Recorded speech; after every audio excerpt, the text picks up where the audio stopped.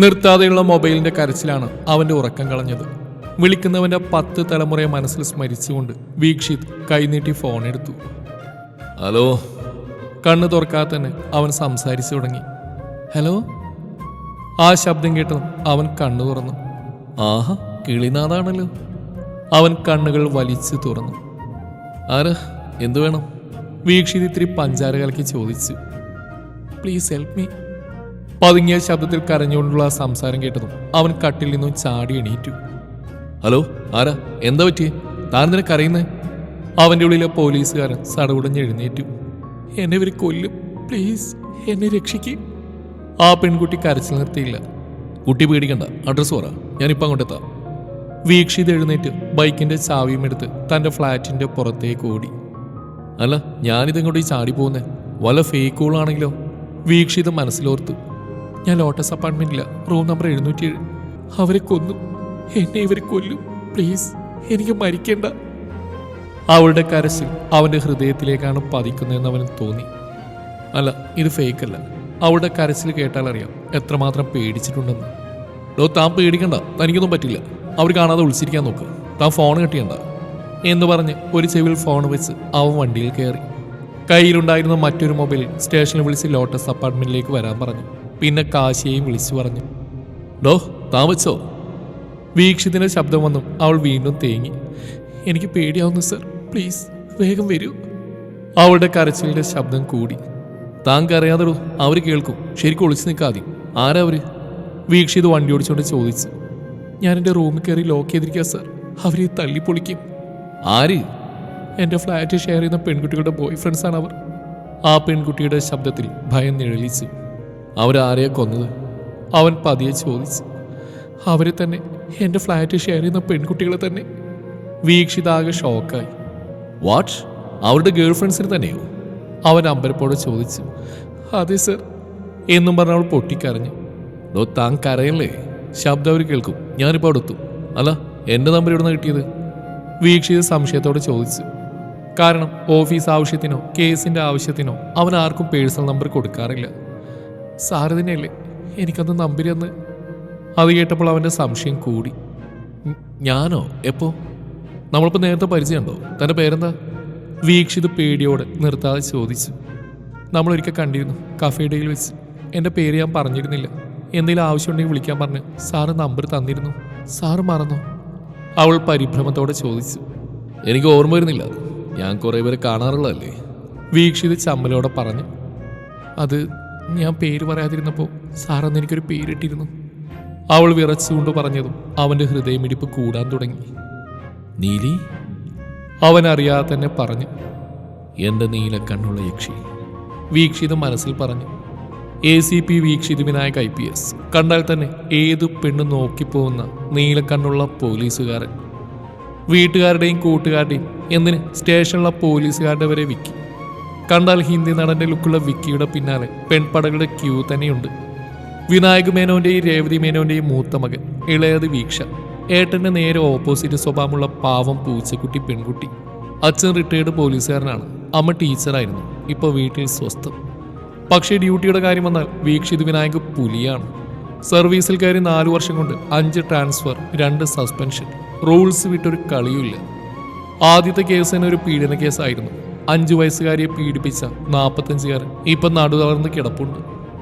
Arrest ചെയ്തുകൊണ്ട് പോകുമ്പോൾ ജീപ്പിൽ നിന്ന് ചാടി രക്ഷപ്പെടാൻ ശ്രമിച്ചെന്നാണ് പറഞ്ഞത്. പക്ഷേ വീക്ഷിത് ചവിട്ടി പുറത്തിട്ടതാണെന്ന് അവന് ആ ജീപ്പിലുണ്ടായിരുന്നവർക്ക് മാത്രമേ അറിയൂ. വീട്ടിൽ അമ്മയും പെങ്ങളുള്ള കാരണം അവന്റെ മുന്നിലെത്തിയ പീഡന കേസുകളിലോ സ്ത്രീകൾക്കെതിരായുള്ള ആക്രമണങ്ങളിലോ പ്രതിയായ ഒരുത്തനും കോടതിയിൽ എത്തിയിട്ടില്ല. അതിനു മുന്നേ തന്നെ പ്രതികൾക്ക് ശിക്ഷ കിട്ടിയിരുന്നു. അതുപോലെ കയ്യിൽ വന്ന ഒരു കേസും തെളിയിക്കാൻ നിന്നിട്ടില്ല. പ്രതി ഏത് കൊലക്കൊമ്പനായാലും. നമ്മുടെ നീലക്കണ്ണൻ പോലീസ് കുറെ നാളായി ഒരു നീലക്കണ്ണിയെ തപ്പി നടക്കുകയാണ്. മറ്റൊന്നിനുമല്ല, അമ്മ വീട്ടിൽ കല്യാണക്കാര്യത്തിൽ പിടിമുറുക്കിയിട്ടുണ്ട്. വീക്ഷിതിനാകെയുള്ള നിർബന്ധം തന്നെ പോലെയുള്ള നീലക്കണ്ണാണ്. അതിനൊരു കാരണമുണ്ട്, ചെറിയൊരു നഷ്ടപ്രണയം. എങ്കിലും കണ്ടപാടെ കെട്ടാനല്ല, ഒരു നീലക്കണ്ണിയെ കണ്ടുപിടിച്ച് അതിൻ്റെ സ്വഭാവമൊക്കെ മനസ്സിലാക്കി പ്രേമിച്ച് കെട്ടാനാണ് ആളുടെ പ്ലാന്. കുറേ നാളായി നീലക്കണ്ണൻ തപ്പി നടക്കുന്നു. പലരെയും കണ്ടെങ്കിലും ആരും അവനെ മനസ്സിൽ കയറിയില്ല. അവസാനം ആഴ്ചകൾക്ക് മുമ്പ് അവൻ കണ്ടു അവളെ. ആ കണ്ണും മുഖവും കണ്ടതും അവൻ അവൻ്റെ പ്രണയിനിയെ ഓർമ്മ വന്നു. ആള് ഫ്ലാറ്റ്. പക്ഷേ സംസാരിക്കാൻ പറ്റിയില്ല. അതിനു മുന്നേ അവൾ സ്കൂട്ടിയിൽ കയറി പോയിരുന്നു. വീണ്ടും 2-3 വട്ടം മുന്നിൽ കണ്ടെങ്കിലും അടുത്തേക്ക് പോകാൻ പറ്റിയില്ല. അവളുടെ നീലക്കണ്ണും ചുവന്ന് തുടുത്ത ആപ്പിൾ പോലെയുള്ള മുഖവും അവൻ്റെ ഉറക്കം കെടുത്തി. സ്വഭാവം അറിഞ്ഞ് പ്രേമിക്കാനെന്ന അവൻ്റെ മനസ്സിൽ അവൾ ആദ്യമേ കയറി വീട് വെച്ച് താമസം തുടങ്ങി. അവൻ്റെ പ്രാർത്ഥന കേട്ട പോലെ ഒരവധി ദിവസം കൂട്ടുകാരൻ കാശിയുടെ കൂടെ കഫേയിൽ പോയപ്പോൾ വീണ്ടും കണ്ടു ആ നീലക്കണ്ണുള്ള മാലാഖയെ. കാശിയും വിക്കിയും കളിക്കൂട്ടുകാരാണ്. ഒരുമിച്ച് തന്നെയാണ് IPS ട്രെയിനിങ് കഴിഞ്ഞിറങ്ങിയത്. അവൻ്റെ സ്വഭാവം നന്നായിട്ട് അറിയുന്ന കാശി അവനെ തടഞ്ഞു. പക്ഷേ കാശിയുടെ വാക്ക് കേൾക്കാതെ വിക്കി ആ പെൺകുട്ടിയുടെ അടുത്തേക്ക് പോയി. ഹായ്, ഞാൻ വീക്ഷിത്. പക്ഷേ അവൻ പറഞ്ഞ് ശ്രദ്ധിക്കാതെ കൂട്ടുകാരിയോട് സംസാരിച്ചു. പക്ഷേ കൂട്ടുകാരി അവനെ കണ്ടപ്പോൾ തന്നെ ഇളിച്ച് കാണിച്ചു. ഹായ്, ഞാൻ രചന, ഇത് എന്ന് പറഞ്ഞ് അവൾ നീലക്കണ്ണുള്ള പെൺകുട്ടിയുടെ പേര് പറയുന്നതിന് മുന്നേ അവൾ രചനയെ നോക്കി കണ്ണുരുട്ടി പേടിപ്പിച്ചു. നിങ്ങൾ ആരാ? നിങ്ങൾക്ക് എന്താ വേണ്ടത്? നീലക്കണ്ണുള്ളവൾ ചോദിച്ചു. തന്നെ ഒന്ന് പരിചയപ്പെടണം, പറ്റിയാ പ്രേമിച്ച് കല്യാണം കഴിക്കണം, എന്നിട്ട് എന്നെ 5 മക്കളുടെ അമ്മയാക്കണം. അത് കേട്ടതും അവളുടെ നീലക്കണ്ണ് പുറത്തേക്ക് തള്ളി. വാവ്, ഇതിലും മാസ് പ്രപ്പോസൽ സ്വപ്നങ്ങളിൽ മാത്രം എന്നും പറഞ്ഞ് രചന വാപ്പുത്തി ചിരിച്ചു. ഡോ, തനിക്ക് വട്ടാണോ? നീലക്കണ്ണുള്ളവൾ ദേഷ്യത്തോടെ ചോദിച്ചു. എൻ്റെ നീലി, നീ ഇങ്ങനെ ദേഷ്യപ്പെടല്ലേ? ഷോ, ആ മൂക്കൊക്കെ ചുവന്ന് കവിളൊക്കെ തൊടുത്തിങ്ങനെ കാണുമ്പോഴേ എൻ്റെ കൺട്രോള് പോകുന്നുണ്ട്. വെറുതെ എന്ന പീഡന കേസിലെ പ്രതിയാക്കല്ലേ? വിക്കി പറഞ്ഞതും അവൾ ദേഷ്യത്തോടെ എണീറ്റു. ഇവൻ ഇത് കൊളാക്കും. അവളുടെ സംസാരം വീക്ഷിച്ചുകൊണ്ടിരുന്ന കാശി തലയിൽ കൈവച്ചുകൊണ്ട് പറഞ്ഞു. തോന്നിയാസം പറയുന്നു, താൻ എണീറ്റ് കൂടും, ഇനി ഞാൻ പോലീസിനെ വിളിക്കും. അവൾ ദേഷ്യത്തോടെ പറഞ്ഞു. ഓ, വെറുതെ പൈസ കളയണ്ട. ദോ അങ്ങോട്ട് തന്നെ പറഞ്ഞോ, ഇവിടുത്തെ ACP വീക്ഷിത് വിനായക് IPS. കാശി അങ്ങോട്ടേക്ക് വന്നിട്ട് പറഞ്ഞു. അത് കേട്ട് അവളൊന്ന് പകച്ചു അവൻ്റെ മുഖത്തേക്ക് നോക്കി. വിക്കി അവളെ നോക്കി ചിരിച്ചു. എന്നിട്ട് അതേ എന്ന രീതിയിൽ കണ്ണടച്ച് കാണിച്ചു. സോറി സർ, ഞങ്ങൾ ആളറിയാതെ. രചന പെട്ടെന്ന് പറഞ്ഞ് എണീറ്റു. ഏയ്, അതൊന്നും കുഴപ്പമില്ല, ഇരിക്കെ. അല്ല, പേര് പറഞ്ഞില്ലല്ലോ. വീക്ഷ നീലക്കണ്ണി നോക്കി ചോദിച്ചു. പോലീസാണെന്ന് വെച്ച് പേരൊക്കെ പറയണം. അവൾ ആദ്യത്തെ പേടി മാറിയപ്പോൾ ചോദിച്ചു. ഓക്കെ, വേണ്ട, എന്നാൽ ഞാൻ തനിക്കൊരു പേരിടാം, നീലി. എങ്ങനെയുണ്ട്? വീക്ഷിത് അവളെ നോക്കി ചോദിച്ചു. പൊളിച്ചടാ, പറ്റിയ പേര്, കാശി പറഞ്ഞു. ഇവിടെ ഞാനും ഇടയ്ക്കിടെ വിളിക്കാറുണ്ട്. ഈ കണ്ണു കണ്ടാൽ തന്നെ കള്ളിയങ്കാട് നീലിയെ ഓർമ്മ വരും. നീലി രചനയെ നോക്കി പേടിപ്പിച്ചു. ആ, ഇവളുടെ കണ്ണ് ഇരുട്ടത്ത് കണ്ട യക്ഷി തന്നെ. നിന്റെ കാര്യം പോക്കാമോനെ, കാശി പതിയെ വിക്കിയുടെ ചെവിയിൽ പറഞ്ഞു. ഞങ്ങളെ രാത്രി ലൈറ്റിട്ട് കിടന്നോളാം. വീക്ഷിത് കാശിയോട് പതിയെ പറഞ്ഞു. എന്തോ ഒരു സ്വകാര്യം? രചന ചോദിച്ചു. ഏയ്, ഒന്നുമില്ല. അല്ല, കുട്ടിയെ കാണാൻ നല്ല ഭംഗിയുണ്ട് കേട്ടോ, ബ്യൂട്ടിഫുൾ. നമ്മൾ പരിചയപ്പെട്ടില്ലല്ലോ. ഞാൻ കാശി, ADCP കാശിനാഥൻ IAS. നല്ല ജോലി, നല്ല ശമ്പളം. ഇനിയൊരു പെണ്ണുകൂടി കെട്ടണം. ചേച്ചിയുടെ കല്യാണത്തിന് ശേഷം അമ്മ ഒറ്റക്കാ. രചനയല്ലേ? വീട് എവിടെയാ? എന്താ ചെയ്യുന്നത്? കാശി പതിയെ രചനയുടെ അടുത്തേക്ക് പോയിട്ട് ചോദിച്ചു. ഒന്നും ചെയ്തിട്ട് കാര്യമില്ല, 3 ആഴ്ച കഴിഞ്ഞാൽ എൻ്റെ നിശ്ചയ. രചന കാശിയെ നോക്കി പറഞ്ഞു. ആണോ പെങ്ങള്? അളിയനെന്താ ചെയ്യുന്നേ? കാശിയുടെ ചോദ്യം കേട്ടതും വിക്കി ചിരിച്ചുപോയി. അവൻ്റെ നീലിയും ചിരി കടിച്ചു പിടിച്ച് നിൽപ്പുണ്ടായിരുന്നു. അളിയൻ അങ്ങ് അമേരിക്കയിൽ സോഫ്റ്റ്വെയർ എഞ്ചിനീയറാണ് ആങ്ങളെ. രചന ചിരിച്ചുകൊണ്ട് പറഞ്ഞു. അല്ലെങ്കിൽ ഈ IT കാരെ കൊണ്ട് ജീവിക്കാൻ വയ്യ. അതുകൊണ്ട് നിങ്ങളെന്താ ചെയ്യുന്നത്? എവിടെയാ താമസം? കാശി ചോദിച്ചു. ഞങ്ങളിവിടെ ഫാൽക്കൺ ഇൻഡസ്ട്രിയിൽ വർക്ക് ചെയ്യുന്നത്. താമസമല്ലോ. രചന പറയാൻ തുടങ്ങിയതും നീലി അവിടെ കൈപ്പിടിച്ചു. നീ വരണുണ്ടോ രചനെ? അല്ലെങ്കിൽ ബയോഡാറ്റ മൊത്തം പറഞ്ഞിട്ടേ വരുള്ളൂ. നീലി രചനയെ നോക്കി പീഡിപ്പിച്ചു. വീക്ഷിത്തിന്റെ കണ്ണുകൾ ഇപ്പോഴും നീലിയെ നോക്കിക്കൊണ്ടിരിക്കുകയാണ്. പെട്ടെന്ന് കാശിയുടെ ഫോൺ അടിച്ചു. അതെടുത്ത് സംസാരിച്ചവൻ പെട്ടെന്ന് വിക്കിയുടെ കയ്യിൽ പിടിച്ചു. എന്താടാ? ഡാ, ആ പെണ്ണില്ലേ ഇന്നലെ ഹോട്ടലിൽ നിന്ന് പിടിച്ച്? അവൾ ആത്മഹത്യ ചെയ്തു. കാശി മെല്ലെ പറഞ്ഞു. വിക്കിയുടെ മുഖത്തൊരു പുച്ഛം നിറഞ്ഞു. തോന്നിയ പോലെ നടക്കുന്ന അവൾക്ക് ചാവുന്നതിനാ നല്ലത്, അവൻ കാശിയുടെ ചെവിയിൽ പറഞ്ഞു. എന്തായാലും നമുക്ക് പണിയായി മോനെ, അങ്ങോട്ടേക്ക് പോകണം, കാശി പറഞ്ഞു. ഓക്കെ, പോവാ എന്ന് പറഞ്ഞ് വിക്കി നീലയെ നോക്കി. അവൾ അവനെ ശ്രദ്ധിക്കാതെ പുറത്തേക്ക് നോക്കി നിൽക്കുകയാണ്. അപ്പൊ പോട്ടെ ആങ്ങളമാരെ. രചന. അവർ നടക്കാൻ തുടങ്ങിയതും വീക്ഷിത് പെട്ടെന്ന് നീലിയുടെ കയ്യിൽ നിന്ന് ഫോൺ പിടിച്ചു വാങ്ങി. ലോക്കില്ലാത്തതിനാൽ അതിൽ അവൻ്റെ നമ്പർ സേവ് ചെയ്തു. എന്താവശ്യമെങ്കിലും വിളിക്കണം, അതെന്നെ ഇഷ്ടമാണെന്ന് പറയാനായാൽ കൂടുതൽ സന്തോഷം. വിക്കി നീലിയെ നോക്കി കണ്ണിറുക്കിക്കൊണ്ട് പറഞ്ഞു. അവൾ അവനെ ദേഷ്യത്തോടെ നോക്കിയിട്ട് പുറത്തേക്ക് നടന്നു. പിന്നെ അവളെ കണ്ടില്ലെങ്കിലും അവളുടെ ഫോൺ വരാൻ അവൻ വെയിറ്റ് ചെയ്യായിരുന്നു. പക്ഷേ അതൊരിക്കലും ഇങ്ങനെ ഒരു സാഹചര്യത്തിലായിരുന്നില്ല അവൻ ആഗ്രഹിച്ചത്. സാർ എന്നെ മറന്നോ? അവൾ വീണ്ടും ചോദിച്ചു. നിന്നെ ഞാനങ്ങനെ മറക്കുന്നില്ലേ? ഞാനിതാ താഴെ എത്തി. താൻ അവിടെ തന്നെ ഇരിക്കും. ഞാൻ വന്ന് ഡോർ തുറന്ന് തൻ്റെ പേര് വിളിക്കാതെ അനങ്ങരുത്.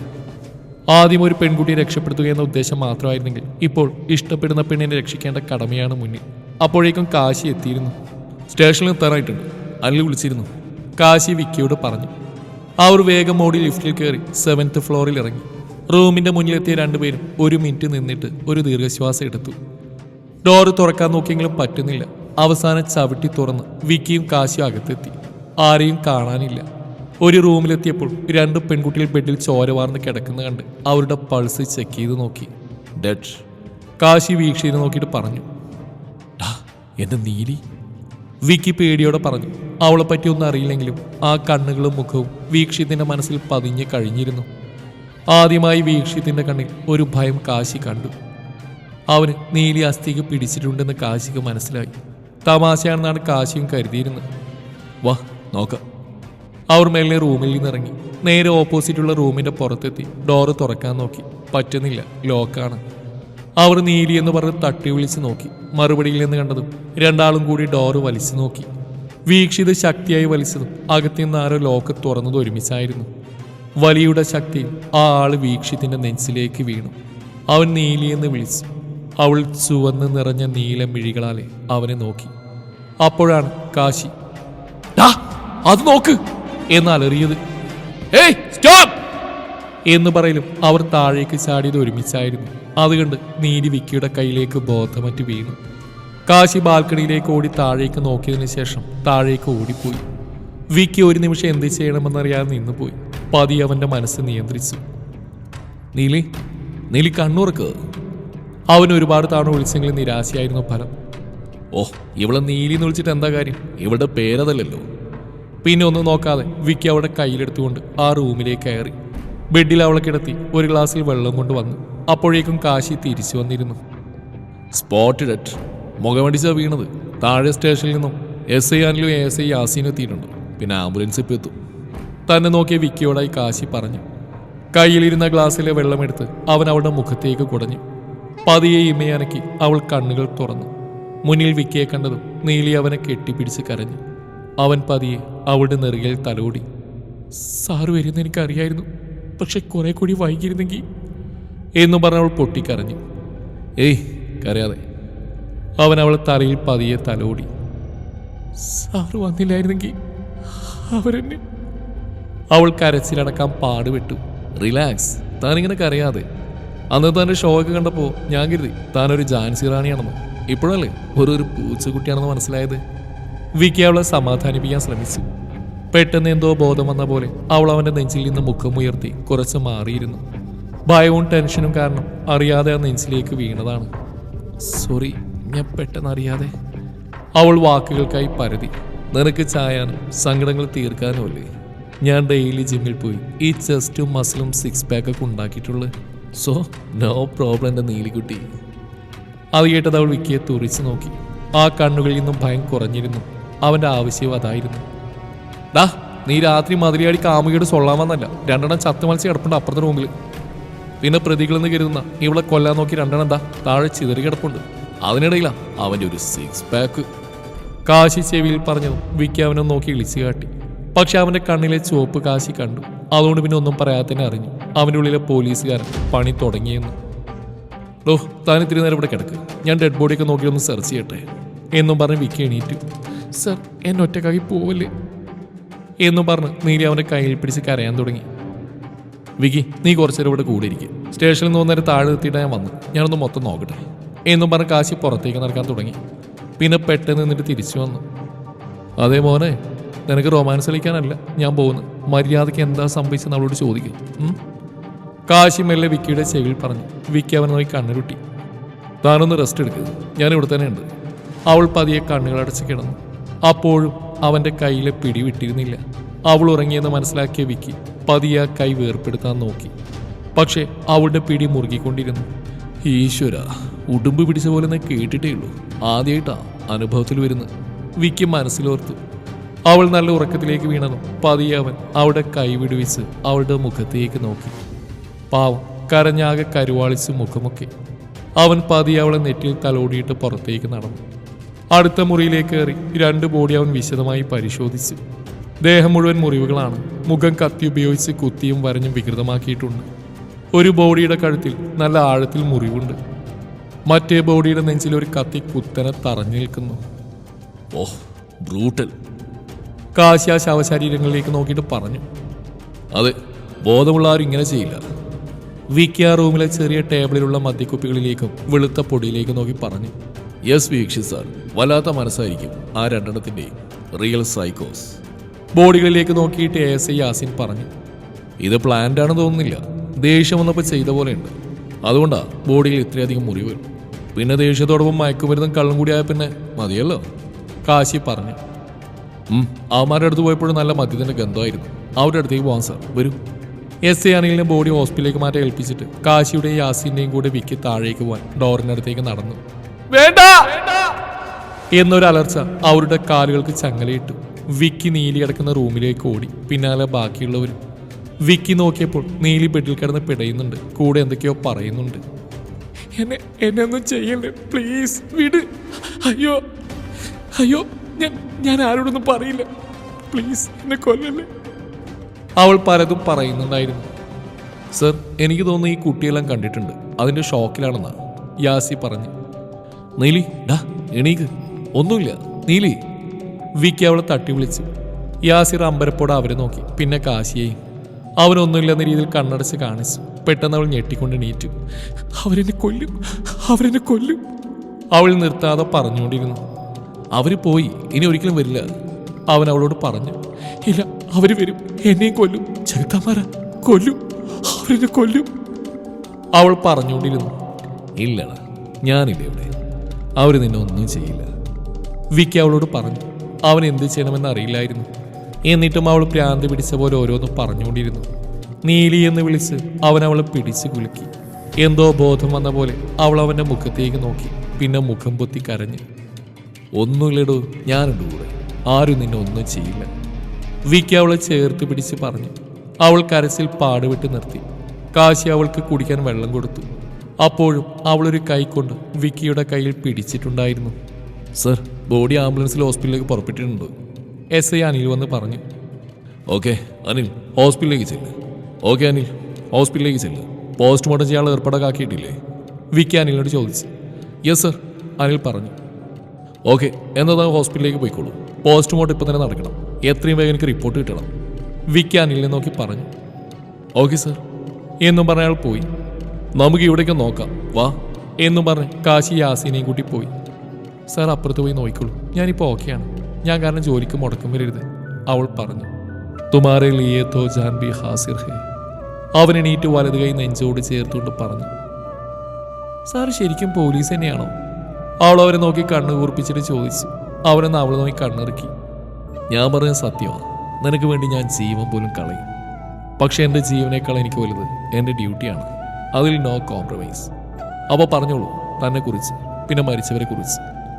ആദ്യത്തെ വാക്കിൽ സ്നേഹം നിറഞ്ഞിരുന്നെങ്കിൽ അവസാനം പറയുമ്പോൾ അവൻ്റെ സ്വരം കടുത്തിരുന്നു. ഞാൻ നീലാംബരി, നീലു എന്ന് വിളിക്കും. ജോലിയൊക്കെ സാറിനോടന്ന് രചന പറഞ്ഞിരുന്നല്ലോ. നീലു പറഞ്ഞു. അവൻ അത്ഭുതത്തോടെ അവളെ നോക്കി. അപ്പം ഞാൻ വിളിച്ചത് തെറ്റിയില്ല. നിന്റെ പേര് വെച്ച് നീലിയാണ് ആപ്റ്റ്. അതുകൊണ്ട് ഞാൻ അങ്ങനെ വിളിക്കും. അല്ല, തൻ്റെ കൂട്ടുകാരി അവിടെ? വിക്കി. ഇന്നലെ അവിടെ നിശ്ചയമായിരുന്നു. ഞങ്ങൾ ഇന്ന് ഉച്ചക്ക് അവിടെ വീട്ടിൽ നിന്ന് വന്നതാ. ഇടയ്ക്ക് വെച്ച് അവിടെ റാം വിളിച്ചപ്പോൾ അവൾ അവൻ്റെ കൂടെ പോയി. രാത്രി വരുമെന്നാ പറഞ്ഞു.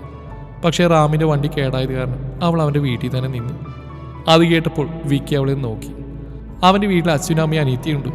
നീലു അർത്ഥം വെച്ച് പറഞ്ഞു. അതിന് ഞാനൊന്നും പറഞ്ഞില്ലല്ലോ. പിന്നെ ആദ്യം മുതലൊന്നും പറഞ്ഞേ, താൻ എങ്ങനെ ഇവിടെ എത്തി, ആരാ മരിച്ചവർ, നീ ആയിട്ടുള്ള ബന്ധം. വീക്ഷിത് അവളെ നോക്കി പറഞ്ഞു. അവൻ പോക്കറ്റിൽ യാസി കൊടുത്ത വോയിസ് റെക്കോർഡർ അവൾ കാണാതെ ഓൺ ചെയ്തു. ഞാൻ 1 വർഷം മുന്നെയാണ് ഫാൽക്കൺ ഇൻഡസ്ട്രീസിൽ ജോയിൻ ചെയ്ത്. അവിടുന്നാണ് രചനയെ പരിചയപ്പെടുന്നത്. ആദ്യം ഞങ്ങൾ ഹോസ്റ്റലിലായിരുന്നു. വാർഡൻ്റെ പെരുമാറ്റം കാരണം അവിടുന്ന് മാറാൻ തീരുമാനിച്ചു. അറിയാലോ, ഈ കൊച്ചിയിലൊരു വീടൊക്കെ ഇട്ട്, അതും പെൺകുട്ടികൾക്ക് വളരെ ബുദ്ധിമുട്ടാണ്. 3-4 മാസം നോക്കിയിട്ടാണ് ഇവിടെ കിട്ടിയത്. അതും ഓഫീസിലെ പ്യൂൺ സതീഷേട്ടൻ പറഞ്ഞു തന്നിട്ടാ. 2 പെൺകുട്ടികൾ മാത്രമേ ഉള്ളൂ. മലയാളികളാണെന്നൊക്കെ കേട്ടാണ് വന്ന് താമസിക്കാൻ തുടങ്ങിയത്. ഇത് 3 ബെഡ്റൂം ഫ്ലാറ്റാണ്. ഞാനും രചന ഈ റൂമിൽ, അപ്പുറത്തെ റൂമിൽ നീയ, മറ്റേ റൂമിൽ റിച്ച. 2 പേരും ഷൈൻ ഫാഷൻ ഹൗസിൽ ജോലി ചെയ്യുന്ന അത്യാവശ്യം അറിയപ്പെടുന്ന ഡിസൈനേഴ്സാണ്. അവരിവിടെ വന്ന് പരിചയപ്പെട്ടു. രണ്ടാളും കുറച്ച് അഹങ്കാരമുണ്ടെന്ന് ഫീൽ ചെയ്തിരുന്നു. നീയുടെ അപ്പൻ്റെയാണ് ഈ ഫ്ലാറ്റ്. വീട്ടുകാരുമായിട്ട് 2 ഉടക്കി. അപ്പോൾ അവിടെ നിന്നുള്ള ക്യാഷ് വരവ് നിന്നു. അതുകൊണ്ടാണ് കൂടുതൽ വരുമാനത്തിനായി അവർ ഫ്ലാറ്റ് വാടക കൊടുത്തതെന്ന് സതീഷേട്ടൻ പറഞ്ഞിരുന്നു. സതീഷേട്ടൻ അവരറിയാം. വിക്കി നീലു പറയുന്നൊക്കെ സൂക്ഷ്മമായി കേൾക്കുന്നുണ്ടായിരുന്നു. എന്തായിരുന്നു പ്രശ്നം? വിക്കി സംശയത്തോടെ ചോദിച്ചു. ആദ്യം അറിയില്ലായിരുന്നു, പിന്നെ മനസ്സിലായി രണ്ടാളുടെയും പോക്ക് നല്ല വഴിയിലല്ലെന്ന്. ലഹരിക്ക് അടിമയായിരുന്നു രണ്ടുപേരും. അത് വാങ്ങാനാണ് പൈസയുടെ ആവശ്യം. വീട്ടുകാരറിഞ്ഞപ്പോൾ പൈസ കൊടുക്കാൻ നിർത്തി. നീലു പറഞ്ഞു. നിങ്ങളുമായിട്ട് എങ്ങനെയായിരുന്നു? വിക്കി ചോദിച്ചു. പറഞ്ഞല്ലോ, അഹങ്കാരാണോ അല്ല മറ്റു വല്ല കാരണമാണോന്ന് അറിയില്ല, ഞങ്ങളോട് സംസാരം കുറവായിരുന്നു. ആദ്യ ദിവസങ്ങളിൽ പ്രശ്നങ്ങളൊന്നും ഇല്ലായിരുന്നു. 2-3 ആഴ്ച കഴിഞ്ഞ് ഒരു ശനിയാഴ്ച രാത്രി നീയും റീച്ചയും വരുമ്പോൾ കൂടെ 2 ചെറുപ്പക്കാരുണ്ടായിരുന്നു. ഞങ്ങൾ ഹാളിൽ നിന്ന് TV കാണായിരുന്നു. അവരങ്ങോട്ട് വന്നിട്ട് ഞങ്ങൾക്ക് അവരെ പരിചയപ്പെടുത്താന്നു. റിച്ചാർഡ് നീയയുടെ കാമുകൻ, പിന്നെ നിഷാന്ത് റിച്ചയുടെ കാമുകൻ. നീയുടെ ബോയ് ഫ്രണ്ട് റിച്ചു ചായൻ റിച്ചയുടെ ഏട്ടനും, റിച്ചയുടെ ബോയ് ഫ്രണ്ട് നിശ്ചയേട്ടൻ നീയുടെ ഏട്ടനുമായിരുന്നു. എല്ലാ വീക്കെൻഡിലും അവരിവിടെ ഉണ്ടാവുമെന്ന് പറഞ്ഞു. ഇപ്പം എന്തോ മീറ്റിങ്ങിനായി പുറത്തെവിടെ പോയത് കാരണമാണ് കുറച്ച് നാളായി വരാതിരുന്നു. ഞങ്ങൾ അവരെ പരിചയപ്പെട്ടു. അവർക്ക് പ്രൈവസി കിട്ടിക്കോട്ടെ എന്ന് കരുതി ഞങ്ങൾ മെല്ലെ എണീറ്റ് റൂമിലേക്ക് പോയി. കുറച്ച് കഴിഞ്ഞ് നീ വന്ന് ഞങ്ങൾ ഫുഡ് കഴിക്കാൻ വിളിച്ചു. സാധാരണ അവർ പുറത്തുനിന്ന് കഴിച്ചിട്ട് വരും, ഞങ്ങളിവിടെ ഉണ്ടാക്കി കഴിക്കും. അന്ന് അവരുടെ ട്രീറ്റാണെന്ന് പറഞ്ഞ് ഞങ്ങളെ വിളിച്ച്. അവർക്ക് മുഷിച്ചിടാവേണ്ടെന്ന് കരുതി ഞങ്ങൾ പോയി. അവർ പാഴ്സലായിട്ട് ചപ്പാത്തിയും ചില്ലി ചിക്കനും കൊണ്ടുവന്നിരുന്നു. റിച്ചു ചായൻ നിശ്ചയായിട്ട് നല്ല രീതിയിലാണ് സംസാരിച്ച് ഞങ്ങളോട് പെരുമാറിയത്. അതുകൊണ്ട് ഞങ്ങൾക്ക് അത്ര പ്രശ്നം തോന്നിയില്ല. പിന്നെ ഇടയ്ക്ക് അവർ അവിടെ ടേബിൾ വെച്ച് ഡ്രിങ്ക്സ് കഴിക്കാൻ തുടങ്ങി. അത് കണ്ടപ്പോൾ ഞാനും രജനിയും എല്ലാം മുങ്ങി. നീയും റിച്ചയും അവർക്ക് കമ്പനി കൊടുക്കുന്നുണ്ടായിരുന്നു. ആങ്ങളെയും പെങ്ങളൊക്കെ ആയതുകൊണ്ട് അവരെന്ത് ചെയ്താലും അതിര് വീട്ടിലെന്നൊരു ചിന്തയുണ്ടായിരുന്നു. പക്ഷേ ആ ചിന്തകളൊക്കെ കാറ്റിൽ പറത്തിക്കൊണ്ട് രാവിലെ നിശ്ചയായിട്ട് റിച്ചയുടെ റൂമിൽ നിന്ന് റിച്ചു ചായ നീയുടെ റൂമിൽ നിന്ന് ഇറങ്ങി വരുന്നത് കണ്ടു. ഞങ്ങൾക്കതുകൊണ്ട് ഉപദ്രവമൊന്നും ഇല്ലാത്ത കാരണം ഞങ്ങളത് ശ്രദ്ധിക്കാൻ പോയില്ല. എല്ലാ വീക്കെൻഡിലും അവർ വരും. അതറിയാവുന്നതുകൊണ്ട് ഞങ്ങൾ ആ ദിവസങ്ങളിൽ വേഗം കിടന്നുറങ്ങും. ഇടയ്ക്ക് ഭയങ്കര ബഹളമായിരിക്കും. പാട്ടും ഡാൻസും വേറെ ഫ്രണ്ട്സൊക്കെ ആയി ഞങ്ങൾ റൂമിൽ നിന്ന് ഇറങ്ങാറില്ല. ഫ്ലാറ്റ് മാറിയാലോ എന്ന് ചിന്തിക്കാൻ തുടങ്ങി. ഞങ്ങൾക്ക് നേരെ പ്രശ്നങ്ങളൊന്നും ഇല്ലാത്ത കാരണമാണ് പിടിച്ചെന്ന്. പിന്നെ ഇവിടെ 3 മാസത്തെ വാടക മുൻകൂറായി കൊടുത്തിരുന്നു. അത് പോവുകയും ചെയ്യും. അതുകൊണ്ട് എങ്ങനെയും 1.5 മാസം കൂടി പിടിച്ചേക്കാൻ ഞങ്ങൾ തീരുമാനിച്ചു. വേറെ ഫ്ലാറ്റ് നോക്കാനും തുടങ്ങിയിരുന്നു. ഇടയ്ക്ക് രചന വീട്ടിലേക്ക് പോകുമ്പോൾ ഞാൻ അയ്യറാൻറ്റിയുടെ അടുത്തേക്ക് പോകും. അയ്യറാൻറ്റി? വിക്കി സംശയത്തോടെ അവളെ നോക്കി. അത് ഞങ്ങളുടെ ഓപ്പോസിറ്റുള്ള റൂമിലുള്ളവരാണ്. രാമസ്വാമി അയ്യരും രാജലക്ഷ്മി അയ്യരും ഞങ്ങളുടെ അയ്യരെങ്കിലും ആൻറ്റിയും. അവർക്കൊരു മോനും മോളും. രണ്ടാളും അമേരിക്കയിൽ സെറ്റിൽഡാണ്. അതുകൊണ്ട് ഞങ്ങൾ വലിയ കാര്യമാണ്. രചന ഉള്ളപ്പോഴും ഇടയ്ക്ക് ഞങ്ങളവിടെ പോയി നിൽക്കാറുണ്ട്. അവളില്ലാത്തപ്പോൾ ഞാൻ വൈകുന്നേരം അങ്ങോട്ട് പോകും. ഇന്ന് അവരൊരു കല്യാണത്തിന് പോയിരുന്നു. അല്ലായിരുന്നെങ്കിൽ ഞാൻ ഇങ്ങോട്ട് വരില്ലായിരുന്നു. അപ്പോൾ തനിക്ക് വീട്ടിൽ പോയാൽ പോരായിരുന്നു? വിക്കി ചോദിച്ച നീലുവിൻ്റെ ചുണ്ടിൽ ഒരു വിഷാദച്ചിരി വിരിഞ്ഞു. എന്തേ, വീട്ടുകാരായിട്ട് ഉടക്കാണോ? എനിക്കങ്ങനെ പോകാനോ സ്ഥലമൊന്നുമില്ല. അമ്മൻ ഓർഫൻ. എൻ്റെ അച്ഛനും അമ്മയും എനിക്ക് 5 വയസ്സുള്ളപ്പോൾ ഒരു ആക്സിഡൻറ്റിൽ മരിച്ചുപോയി. പിന്നെ അച്ഛൻ്റെ അനിയൻ്റെ കൂടെ ആയിരുന്നു. ഇളയച്ഛനും ഇളയ നമുക്ക് 2 പെൺമക്കളാണ്. അതുകൊണ്ട് ഞാനിന്ന് അവർക്കൊരു ബാധ്യതയായിരുന്നു. അച്ഛൻ്റെ പേരുണ്ടായിരുന്നത് ആകെ ഞങ്ങളുടെ വീടായിരുന്നു. അതവരെടുത്തു. ഇതുവരെ പഠിപ്പിച്ചതിനെ വലിയ കാര്യമാണ്. ജോലി കിട്ടിയെന്ന് അവിടുന്ന് ഇറങ്ങി. ഒരു തിരിച്ചുപോക്ക് ഒരിക്കലും സാധ്യമല്ല എന്നും പറഞ്ഞവൾ പുഞ്ചിരിച്ചു. അത് കേട്ടതും വിക്കിയുടെ ഉള്ളം പിടഞ്ഞു. നിങ്ങൾക്ക് അവരെന്തെങ്കിലും ഉപദ്രവം ഉണ്ടാക്കിയിട്ടുണ്ടോ? അല്ലെങ്കിൽ നിങ്ങളുടെ ഇടയിൽ എന്തെങ്കിലും പ്രശ്നം ഉണ്ടായിട്ടുണ്ടോ? വിഷയം മാറ്റാനായി വിക്കി ചോദിച്ചു. അത് പിന്നെ നീലു പരിങ്ങാൻ തുടങ്ങി. പറയടൂ, എന്തെങ്കിലും പ്രശ്നം ഉണ്ടായോ? വിക്കി അവിടെ പരിഭ്രമം ശ്രദ്ധിച്ചു. പോകെ നിശ്ചയേണ്ട പെരുമാറ്റത്തിൽ എന്തൊക്കെയോ മാറ്റം കണ്ടു. അറിയാത്ത പോലെ ദേഹത്ത് തട്ടാനൊക്കെ തുടങ്ങി. റിച്ചു ചായൻ അതുപോലെ തന്നെയാണെന്ന് രചന പറഞ്ഞു. അതോടെ ഞായറാഴ്ച ഞങ്ങൾ കൂടുതലും ഫ്ലാറ്റിൽ നിൽക്കാറില്ല.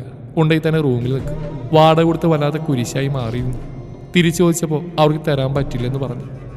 എനിക്ക് വേണ്ടിയാ രചന ഇവിടെ നിൽക്കേണ്ടി വന്ന്. നീയോടോ റിച്ചയോടോ പറയായിരുന്നില്ലേ? വിശ്വസിക്കില്ല. ദൈവം വന്ന് പറഞ്ഞാൽ പോലും അവർ വിശ്വസിക്കില്ല. അത്രയും വിശ്വാസമാണ് രണ്ടാൾക്കും റിച്ചു ചായ നിശ്ചയേട്ടനെയും. കാരണം അവർ തമ്മിൽ ബന്ധം തുടങ്ങിയിട്ട് ഏകദേശം 10 വർഷമായിരുന്നു. 8ാം ക്ലാസ്സിൽ പഠിക്കുമ്പോഴെങ്ങാനും തുടങ്ങിയതാണെന്നാണ് നീയ പറഞ്ഞ്. അവരുടെ വീട്ടിലൊക്കെ അറിയാം. 3 മാസം കഴിഞ്ഞ് അവരുടെ വിവാഹം നടത്താൻ തീരുമാനിച്ചിരുന്നു. മതം വേറെ ആയ കാരണമാണ് ഇത്രയും താമസിച്ചത്. മാതാപിതാക്കൾക്ക് പ്രശ്നമില്ലായിരുന്നെങ്കിലും കുടുംബക്കാരെ സമ്മതിച്ചില്ലെന്നാണ് നീയ പറഞ്ഞത്. എന്നിട്ടും ഞങ്ങൾ ഒരിക്കൽ പറഞ്ഞപ്പോൾ അറിയാതെ പറ്റിയതാവെന്നാണ് റിച്ചയും നീയും പറഞ്ഞ്. പിന്നീട് അവർ വന്നപ്പോൾ ഞങ്ങളടുത്ത് വന്ന് സംസാരിച്ച്. റിച്ചു ചായനും നിശ്ചയം ഞങ്ങളോട് സോറി പറഞ്ഞു. അറിയാതെ അങ്ങനെ സംഭവിച്ചാണെന്നാണ് പറഞ്ഞ്. അവരൊന്നും ശ്രദ്ധിച്ചില്ലായിരുന്നു പോലും. ഞങ്ങൾക്കും സത്യം പറഞ്ഞ വിഷമമായി. അവർ പറഞ്ഞ പോലെയാണെന്ന് ഞങ്ങളും വിശ്വസിച്ചു. കാരണം അതുവരെ മോശമായി നോക്കുകയോ സംസാരിക്കുകയോ പോലും ചെയ്തിരുന്നില്ല. പക്ഷേ നീലു ഇടയിൽ നിർത്തി കണ്ണുകൾ മുറുക്കി അടച്ചു. പക്ഷേ എന്തു പറ്റി എന്നിട്ട്? വിക്കി ആകാംക്ഷയോടെ ചോദിച്ചു. അത് ഒരു ദിവസം നീലു പറയാൻ തുടങ്ങിയതും രചന ഓടി വരുന്ന കണ്ട്. നീലു എന്താ പറ്റി? എങ്ങനെയാണ് അവരൊക്കെ എന്നും പറഞ്ഞ് രചന നീലുവിനെ കെട്ടിപ്പിടിച്ച് കരഞ്ഞു. അവളുടെ പിന്നാലെ ഒരു ചെറുപ്പക്കാരൻ കാശിയോട് സംസാരിച്ചുകൊണ്ട് വന്നു. ഹായ്, ഞാൻ റാം, അഭിറാം വാര്യർ, രചനയുടെ വുഡ്ബി എന്നും പറഞ്ഞ് റാം വിക്കിക്ക് നേരെ കൈനീട്ടി.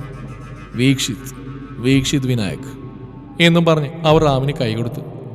താൻ ഓക്കെ അല്ലേ നീലു? റാം ചോദിച്ചു. അതെ. വിക്കി രചനയോട് ചോദിച്ചപ്പോഴും നീലു പറഞ്ഞ കാര്യങ്ങൾ തന്നെ പറഞ്ഞു.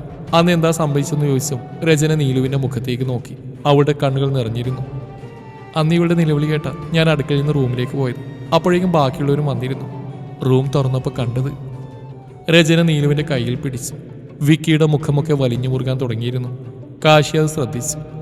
അവൻ വിക്കിയുടെ തോളിൽ അമർത്തി അവൻ നോക്കി കണ്ണടച്ച് കാണിച്ചു. എന്തായിരുന്നു? കാശി ചോദിച്ചു. ഇവളെ പിടിച്ചു വെച്ച് വാപ്പൂത്തിൽക്കുന്ന നിച്ചേട്ടനെയാണ് ഞങ്ങൾ കണ്ടതും നിച്ചേട്ടൻ ഇവളെ വിട്ടുമാറി. ഞാൻ നീലുവിനെ കെട്ടിപ്പിടിച്ചു. രചന എല്ലാവരുടെയും പറഞ്ഞ് നീലുവിനെ ചേർത്ത് പിടിച്ചു. എന്താ നടന്ന്? വിക്കി ദേഷ്യം കടിച്ചു പിടിച്ച് നീലുവിനോട് ചോദിച്ചു. അത് അന്ന് ഞാൻ കുളിച്ച് ഡ്രസ്സ് മാറി അടുക്കളയിലേക്ക് പോകാൻ വാതിൽ തുറന്നു. നിച്ചേട്ടൻ അകത്തേക്ക് കയറി. ഞാൻ പേടിച്ചു പോയി. നീലു ആ ഓർമ്മയിലേക്ക് പോയി. എന്താ നിച്ചേട്ടാ, എന്താ വേണ്ടേ? ഞാൻ നിന്നെ ഒന്ന് കാണട്ടെ. എന്ത് ഭംഗിയാടി നിന്നെ കാണാൻ. നിന്റെ ഈ കണ്ണുകൾ എൻ്റെ ഉറക്കം കെടുത്താൻ തുടങ്ങിയിട്ട് കുറേ നാളായി എന്നും പറഞ്ഞ് നിശാന്ത് നീലുവിൻ്റെ മുഖത്തേക്ക് കൈകൊണ്ട് വന്നു. നിച്ചേട്ടാ പ്ലീസ് പുറത്തേക്ക് പോ, ഇല്ല ഞാൻ ഒച്ച വെക്കും. നീലു നിശാന്തിൻ്റെ കൈ തട്ടി മാറ്റിയിട്ട് പറഞ്ഞു. അങ്ങനെ പോവാനല്ലല്ലോ ഞാനിപ്പോൾ വന്ന്. ഈ നിശാന്ത് വല്ലതും ആഗ്രഹിച്ചിട്ടുണ്ടെങ്കിൽ അത് നേടിയിരിക്കും. ഇല്ലെങ്കിൽ അത് നശിപ്പിക്കാനും ഞാൻ മടിക്കില്ല എന്നും പറഞ്ഞ് നിശാന്ത് അവളെ കയറി പിടിക്കാൻ ശ്രമിച്ചു. അത് കണ്ടത് നീലു അച്ചു വെക്കാൻ തുടങ്ങി. ശബ്ദം കേട്ട ആൾക്കാർ വന്നപ്പോൾ കണ്ടത് നീലുവിൻ്റെ വാപ്പൊത്തി പിടിക്കാൻ നോക്കുന്ന നിശാന്തിനെയാണ്. എന്നിട്ട് നീയും റിച്ചാർഡൊന്നും പറഞ്ഞില്ലേ? വിക്കി പല്ല് കടിച്ച് തന്നെ ദേഷ്യമൃതിയിട്ട് ചോദിച്ചു. പറഞ്ഞു, പക്ഷെ ഇവൾക്കെതിരെയാണെന്ന് മാത്രം. നിച്ചേട്ടൻ പറഞ്ഞ് ഇവള് റൂമിലെ സ്വിച്ച് നോക്കണമെന്ന് പറഞ്ഞ് വിളിച്ചിട്ട് മനഃപൂർവ്വം അച്ചു വെച്ചാണെന്ന്. അവളൊന്നും ചെയ്തില്ല പോലും. രചന ദേഷ്യത്തോടെ പറഞ്ഞു. അവർ 3 പേരും അവൻ പറഞ്ഞ് വിശ്വസിച്ചു. ഇവളുടെ കരച്ചിലോ സങ്കടം അവർ നോക്കിയില്ല. അതോടെ ഞങ്ങൾ പൈസ പോയാലും ഇവിടെ നിൽക്കില്ലെന്ന് ഉറപ്പിച്ചു. തിരിച്ച് ഹോസ്റ്റലിലേക്കാണെങ്കിൽ അങ്ങോട്ടേക്കെന്ന് വെച്ച് മാറാൻ തീരുമാനിച്ചു. നീലു കണ്ണടച്ച് താഴെ നോക്കിയിരിക്കുകയായിരുന്നു. പതിയെ വിക്കി അവളുടെ കൈ പിടിച്ച്. നീലു നോക്കിയപ്പോൾ അവനൊന്നും സാരില്ലെന്ന് കണ്ണടച്ച് കാണിച്ചു. ആദ്യത്തെ ഹോസ്റ്റലിലെ വാർഡിനെ കണ്ടപ്പോൾ 2 ആഴ്ച കാത്തിരിക്കേണ്ടി വരുമെന്ന് പറഞ്ഞു. അതുവരെ ഞങ്ങൾ അയ്യരാൻറ്റിയുടെ വീട്ടിൽ നിൽക്കാൻ തീരുമാനിച്ചു. പക്ഷെ അവിടെയും വിധി വില്ലനായി. ഞങ്ങൾ മാറാൻ നിന്നതിന് 2 ദിവസം മുന്നേ അയ്യറാൻറ്റിയുടെ മോനും മോളും മരുമക്കളും പേരക്കുട്ടികളൊക്കെ സർപ്രൈസായിട്ട് അവരെ കാണാൻ വന്നിരുന്നു. അതുകൊണ്ട് ആ വഴി അടഞ്ഞു. നിവൃത്തിയില്ല 2 ആഴ്ച ഇവിടെ തന്നെ തുടരാൻ തീരുമാനിച്ചു. മറ്റന്നാളാണ് ഇവിടുന്ന് മാറേണ്ടത്. അപ്പോഴേക്കും ഓക്കെ. അതിനുശേഷം പ്രശ്നമൊന്നും ഉണ്ടായില്ലേ? അവർ പിന്നെ ഉപദ്രവിക്കാനെങ്ങനെ ശ്രമിച്ചോ? ഇല്ല. പക്ഷേ രചന പറയാൻ തുടങ്ങിയതും നീലവളെ കണ്ണാണിച്ച് വേണ്ട എന്ന് തലയാട്ടി. എന്താ കാര്യം? നിങ്ങൾ കഥകളിൽ നിന്ന് കളിക്കണ്ട. എല്ലാ കാര്യങ്ങളും ഞങ്ങൾക്കറിയണം. പ്രത്യക്ഷത്തിൽ കാമുകിമാരെ കൊന്ന് അവർ ആത്മഹത്യ ചെയ്താണെന്ന് തോന്നിയെങ്കിലും ഉറപ്പിക്കാൻ പറ്റില്ല. വേറെ വല്ലതും ഉണ്ടെന്ന് ഞങ്ങൾക്കറിയണം. വിക്കി കുറച്ച് ഗൗരവത്തിൽ പറഞ്ഞു. അവൻ്റെ ആ സംസാരം കേട്ടതും നീലു ഞെട്ടി അവനെ നോക്കി. അവൻ ആ നോട്ടം കാണാത്ത പോലെ നടിച്ചു. നിങ്ങളെ പരിചയമുള്ളതുകൊണ്ട് മാത്രമാണ് ഇങ്ങനൊരു ചോദ്യം ചെയ്യല്. അല്ലെങ്കിൽ പോലീസ് സ്റ്റേഷനിൽ ഇരിക്കേണ്ടി വന്നേനെ. വിക്കി വീണ്ടും പറഞ്ഞു. അത് സാർ, മിനിഞ്ഞാന്നൊരു പ്രശ്നമുണ്ടായി. രചന പറഞ്ഞു. എന്തു പ്രശ്നം? കാശി ചോദിച്ചു. അത് പിന്നെ നീലു പരിങ്ങി. വീണ്ടും നിങ്ങൾ ഉപദ്രവിക്കാൻ നോക്കിയോ? വിക്കി ചോദിച്ചു. അല്ല, ഞങ്ങളുമായിട്ടല്ല, അവർ തമ്മിലായിരുന്നു പ്രശ്നം. റിച്ചയും നീയും റിച്ചു ചായനും നിശ്ചേട്ടനും തമ്മിൽ. എന്തു പ്രശ്നം? പിന്നീട് നീലു രചനയും പറഞ്ഞ കാര്യം കേട്ട് അവർ ഒരുമിച്ച് അലറി. വാട്ട്? രചന ഒന്ന് മൂളി. അപ്പോൾ അവരുടെ ഗേൾ ഫ്രണ്ട്സ്, അവരുടെ റിലേഷൻസ്? യാസി ചോദിച്ചു. അവരായിട്ട് നല്ല സ്നേഹത്തിലായിരുന്നു. എല്ലാ രീതിയിലും അവർ ഒന്നായിട്ടുണ്ടെന്നാ നീയ പറഞ്ഞിട്ടുള്ളത്. നീലു പറഞ്ഞു. അപ്പോൾ നിങ്ങൾ പറഞ്ഞു വരുന്നത് അവർ ബൈസെക്ഷൽ ആണെന്നാണോ? വിക്കി അത്ഭുതത്തോട് ചോദിച്ചു. നീലു രചനയെ മനസ്സിലാവാതെ അവനെ നോക്കി. ബൈസെക്ഷൽ എന്ന് വെച്ചാൽ പുരുഷന്മാരോടും സ്ത്രീകളോടും ഒരുപോലെ അട്രാക്ഷൻ തോന്നുന്നവർ. നിഷാന്തും റിച്ചാർഡും തമ്മിൽ അങ്ങനെ ഒരു ബന്ധം ഉണ്ടായിരുന്നെന്ന് റിച്ചക്കും നേക്കും അപ്പം മുന്നേ അറിയില്ലായിരുന്നു അല്ലേ? അതെ സർ, അവർക്കറിയില്ലായിരുന്നു. അന്ന് എന്താ ശരിക്കും നടന്ന്? 2 ദിവസം മുന്നേ, അതായത് ഈ കഴിഞ്ഞ വെള്ളിയാഴ്ച ഓഫീസിൽ റിനോവേഷൻ നടക്കുന്ന കാരണം ഹാഫ് ഡേ ഉണ്ടായിരുന്നുള്ളൂ. ഉച്ചയ്ക്ക് റാമ് ഞങ്ങൾ ഓഫീസിൽ വന്ന് പിക്ക് ചെയ്തു. ഫുഡ് കഴിക്കാൻ പോയി. പിന്നെ ഞങ്ങൾ 3 നാളൊരു സിനിമ കാണാൻ കയറി. അവിടുന്ന് ഇറങ്ങി കോഫി കുടിച്ചുകൊണ്ടിരിക്കുമ്പോഴാണ് നീയെ വിളിക്കുന്നത്. അവരുടെ കീ മിസ്സായെന്നും ഞങ്ങളോട് ഒന്ന് പോവാനും പറഞ്ഞു. അന്നത്തെ പ്രശ്നത്തിന് ശേഷം ഞങ്ങളങ്ങനെ അവരോട് സംസാരിക്കാറില്ല. ഇങ്ങനെ ഒരു കാര്യമായതുകൊണ്ട് ഞങ്ങൾ പെട്ടെന്ന് ഫ്ലാറ്റിലേക്ക് വന്നു. ഇവിടെ അടുത്തുള്ള മാളിലായത് കാരണം പെട്ടെന്ന് എത്താൻ പറ്റി. ഇവിടെ എത്തിയപ്പോൾ നീയും റിച്ചയും പുറത്തുണ്ടായിരുന്നു. ഡോറൊന്ന് അകത്തിടുന്നപ്പോൾ നിച്ചയുടെ റൂമിൽ നിന്ന് TV-യുടെ സൗണ്ട് കേട്ടു. രാവിലെ തിരക്കിൽ മറന്നാവുമെന്ന് കരുതി. അവരാണ് രാവിലെ അവസാനം ഇറങ്ങുന്നത്. അവരെ മൈൻഡ് ചെയ്യാതെ ഞങ്ങൾ റൂമിലേക്ക് നടന്നു. പെട്ടെന്ന് അവിടെ അലർച്ച കേട്ടു. ഞങ്ങൾ ഓടിപ്പോയപ്പോൾ കണ്ടത്. രചന നിർത്തിയിട്ട് നീലുവിനെ നോക്കി. പറയും. ഞാൻ നേരത്തെ പറഞ്ഞു നിങ്ങളെ പരിചയമുണ്ട് എന്നുള്ളതുകൊണ്ടാണ് ഇവിടെ വെച്ച് തന്നെ സംസാരിക്കുന്നത്. ഒരു ഡീറ്റെയിലും വിട്ടുപോകരുത്. അത് റിച്ചു ചായനും നിശ്ചയനും റിച്ചയുടെ റൂമിൽ ഒരുമിച്ച് അവരുടെ വസ്ത്രങ്ങൾക്ക് അവിടെ നിലത്തൊക്കെ ചിതറി കിടക്കുന്നുണ്ടായിരുന്നു. റിച്ചയുടെയും റിയയുടെയും അലർച്ച കേട്ടാണ് അവർ രണ്ടുപേരും മയക്കത്തിൽ നിന്നുണ്ടെന്ന് കണ്ണു തുറന്ന്. ഞങ്ങൾ കണ്ടതും അവരാകെ വല്ലാതായി. ഞങ്ങൾ ആരെയും അവിടെ പ്രതീക്ഷയില്ലെന്ന് മനസ്സിലായി. കാരണം ഞങ്ങൾ നാലാളും സാധാരണ എത്തുമ്പോൾ 8 മണി കഴിയും. അന്ന് ഞങ്ങൾക്ക് ഓഫീസിൽ നേരത്തെ കഴിഞ്ഞുകൊണ്ടു റിച്ചക്കും നേക്കും സുഖമില്ലാത്തതുകൊണ്ടാണ് 5 മണിയായപ്പോൾ എത്തിയത്. ഞങ്ങൾ വേഗം ഞങ്ങളുടെ റൂമിലേക്ക് നടന്നു. അവർക്കൊന്നും അറിയില്ല, ഒന്നും ഓർമ്മയില്ലെന്നൊക്കെ പറയുന്നത് ഞങ്ങൾ കേട്ടിരുന്നു. പക്ഷേ റിച്ചയെ നീ ഒന്നും കേൾക്കാൻ നിൽക്കാതെ അവർ ഫ്ലാറ്റിൽ നിന്ന് പുറത്താക്കി. ഞങ്ങൾ അപ്പം തന്നെ എൻ്റെ വീട്ടിലേക്ക് പുറപ്പെട്ടു. പിന്നെ കാണുന്നത് ഇന്ന് ഈ അവസ്ഥയിലാണ്. രചന പറഞ്ഞു നിർത്തി. താൻ കാണുന്നത് ഈ അവസ്ഥയിലാണ്. പക്ഷേ നീലാംബരി കാണുന്നത് ഇങ്ങനെയല്ല. ഇന്നിവിടെ എന്താ നടന്നത്? വിക്കിയുടെ മുഖഭാവം കണ്ട എല്ലാവരും ഒന്ന് പേടിച്ചു. അത് ഇന്ന് ഉച്ചയ്ക്ക് ഇവിടെ വന്നപ്പോഴാണ് അയ്യരെങ്കിലും ആൻറ്റിയും മക്കളൊന്നും ഇവിടെ ഇല്ലാന്ന് മനസ്സിലായത്. രചന വരുന്നവരെ അവിടെ നിൽക്കാമെന്നാ കരുതി. ഫോൺ ചെയ്ത് നോക്കിയപ്പോഴാണ് ആൻറ്റി പറഞ്ഞ് അവരെല്ലാവരും കൂടി ഒരു കല്യാണത്തിനോ മറ്റോ പോയതാണെന്ന്. ഞാൻ മനസ്സിലോടെ ഫ്ലാറ്റിലേക്ക് കയറി. റിച്ചയിൽ നിന്ന് ഈ അടുക്കളയിലുണ്ടായിരുന്നു. ഞാൻ വേഗം എൻ്റെ റൂമിലേക്ക് പോയി കുളിച്ച് ഡ്രസ്സൊക്കെ മാറി അടുക്കളയിൽ പോയി ഒരു ചായ ഇട്ടു. അതും കുടിച്ച് ബാൽക്കണിയിൽ നിൽക്കുമ്പോഴാണ് നീയും റിച്ചി എൻ്റെ അടുത്തേക്ക് വന്ന്. രണ്ടാളും എന്നോട് കുറേ സോറി പറഞ്ഞു. ഞാനന്ന് പറഞ്ഞിട്ട് എന്നെ വിശ്വസിക്കാത്തതിന്. ഞങ്ങളോട് ഇവിടുന്ന് പോവാതിരുന്നൂടെ എന്നൊക്കെ ചോദിച്ച് കുറേ നേരം സംസാരിച്ച് അവരുമായിട്ടുള്ള പിണക്കങ്ങളൊക്കെ തീർത്തു. രാത്രി ഭക്ഷണമൊക്കെ ഉണ്ടാക്കി ഞങ്ങൾ രചനയെ കാത്തിരുന്നു. അപ്പോഴാണ് ഇവള് വിളിച്ച് ഇന്ന് വരില്ല എന്ന് പറഞ്ഞ്. പിന്നെ ഒരുമിച്ച് ഭക്ഷണം കഴിച്ച് ഞാൻ റൂമിലേക്ക് പോയി. കുറച്ച് കഴിഞ്ഞ് ആരോ ബെല്ലടിക്കുന്ന ശബ്ദം കേട്ടു. ഞാൻ റൂമിൽ നിന്ന് ഇറങ്ങിയപ്പോൾ റിച്ച പോയി ഡോർ തുറക്കുന്നത് കണ്ടു. പുറത്ത് റിച്ച ചായനും നിശ്ചയനുമായിരുന്നു. റിച്ച വാതിലടക്കാൻ പോയപ്പോൾ കുറേ സോറിയൊക്കെ പറഞ്ഞു. എന്ത് പറഞ്ഞിട്ട് കേൾക്കാതായപ്പോൾ അവർ കുറേ സംസാരിക്കാനുണ്ട്, 5 മിനിറ്റ് മതി എന്ന് പറഞ്ഞ് കാല് പിടിക്കാൻ തുടങ്ങി. അത് കണ്ടപ്പോൾ റിച്ച അവരെ നീടെ റൂമിലേക്ക് കൊണ്ടുപോയി. പോകുന്ന വഴിക്ക് രണ്ടുപേരും എന്നെ നോക്കുന്നുണ്ടായിരുന്നു. നിശ്ചയേട്ടൻ്റെ നോട്ടം കണ്ടതും ഞാൻ വേഗം എൻ്റെ റൂമിൽ കയറി ഡോർ അടച്ചു. കുറച്ച് കഴിഞ്ഞ് ദാഹിച്ചപ്പോഴാണ് വെള്ളമെടുത്തിൽ നിന്ന് എനിക്ക് ഓർമ്മ വന്നു. ഇറങ്ങേണ്ടെന്ന് വിചാരിച്ചെങ്കിലും ദാഹം സഹിക്കാതെ വന്നപ്പോൾ ഞാൻ പുറത്തേക്ക് ഇറങ്ങി. അടുക്കളയിൽ പോകുന്ന വഴിക്ക് ഞാൻ കണ്ടു റിച്ചയുടെ റൂമിൽ നിന്ന് മദ്യവും മയക്കുമരുന്ന് കഴിക്കുന്നവർ 4 പേരെയും. ലഹരി കിട്ടിയപ്പോൾ റിച്ചയും നീ എല്ലാം മറന്നു എന്ന് തോന്നി. ഞാൻ വേഗം റൂമിലേക്ക് പോകാൻ നിന്നു. നീച്ചേട്ടൻ എനിക്ക് തടസ്സമായി വന്നു. മാറി നിൽക്കാൻ പറഞ്ഞപ്പോൾ എൻ്റെ കയ്യിൽ കയറി പിടിച്ചു. ഞാൻ തള്ളിമാറ്റാൻ നോക്കിയപ്പോൾ കൂടുതൽ ബലത്തിൽ പിടിച്ചു. ശബ്ദം കേട്ട് മറ്റു 3 പേരും പുറത്തേക്ക് വന്നു. റിച്ച ചായനും നീയും വന്ന് നീച്ചേട്ടനെ പിടിച്ചു മാറ്റി. റിച്ച നിശ്ചേട്ടൻ്റെ മുഖത്തടിച്ചു. ഞാൻ ഓടി എൻ്റെ റൂമിലേക്ക് കയറി. പുറത്ത് നല്ല വാക്കുതർക്കം കേൾക്കുന്നുണ്ടായിരുന്നു.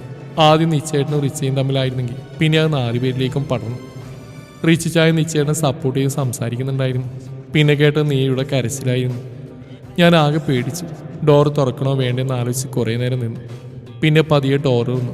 അവരുടെ റൂമിൻ്റെ മുമ്പിലെത്തിയപ്പോൾ കണ്ടത് കൈകളുള്ള കത്തിയുണ്ട് റിച്ചയും നീയും മാറി മാറി കുത്തുന്ന നിശ്ചേട്ടനെയാണ്. നിങ്ങളെന്നെ എൻ്റെ റിച്ചുവിൽ നിന്ന് അകറ്റുമല്ലേ എന്ന് പറഞ്ഞായിരുന്നു ആക്രമിച്ചുകൊണ്ട് നിന്ന്. നീലുവിൻ്റെ വാക്കുകൾ കേട്ടതും എല്ലാവരും ഞെട്ടി. അപ്പോൾ റിച്ചാർഡ്? വിക്കി ചോദിച്ചു. ഇച്ചാൻ അവിടെ കസേരയിൽ നിന്ന് എന്തോ കയ്യിൽ കുത്തിവെക്കുകയായിരുന്നു. ശരീരം മരവിച്ച് ഞാൻ അവിടെ നിന്നുപോയി.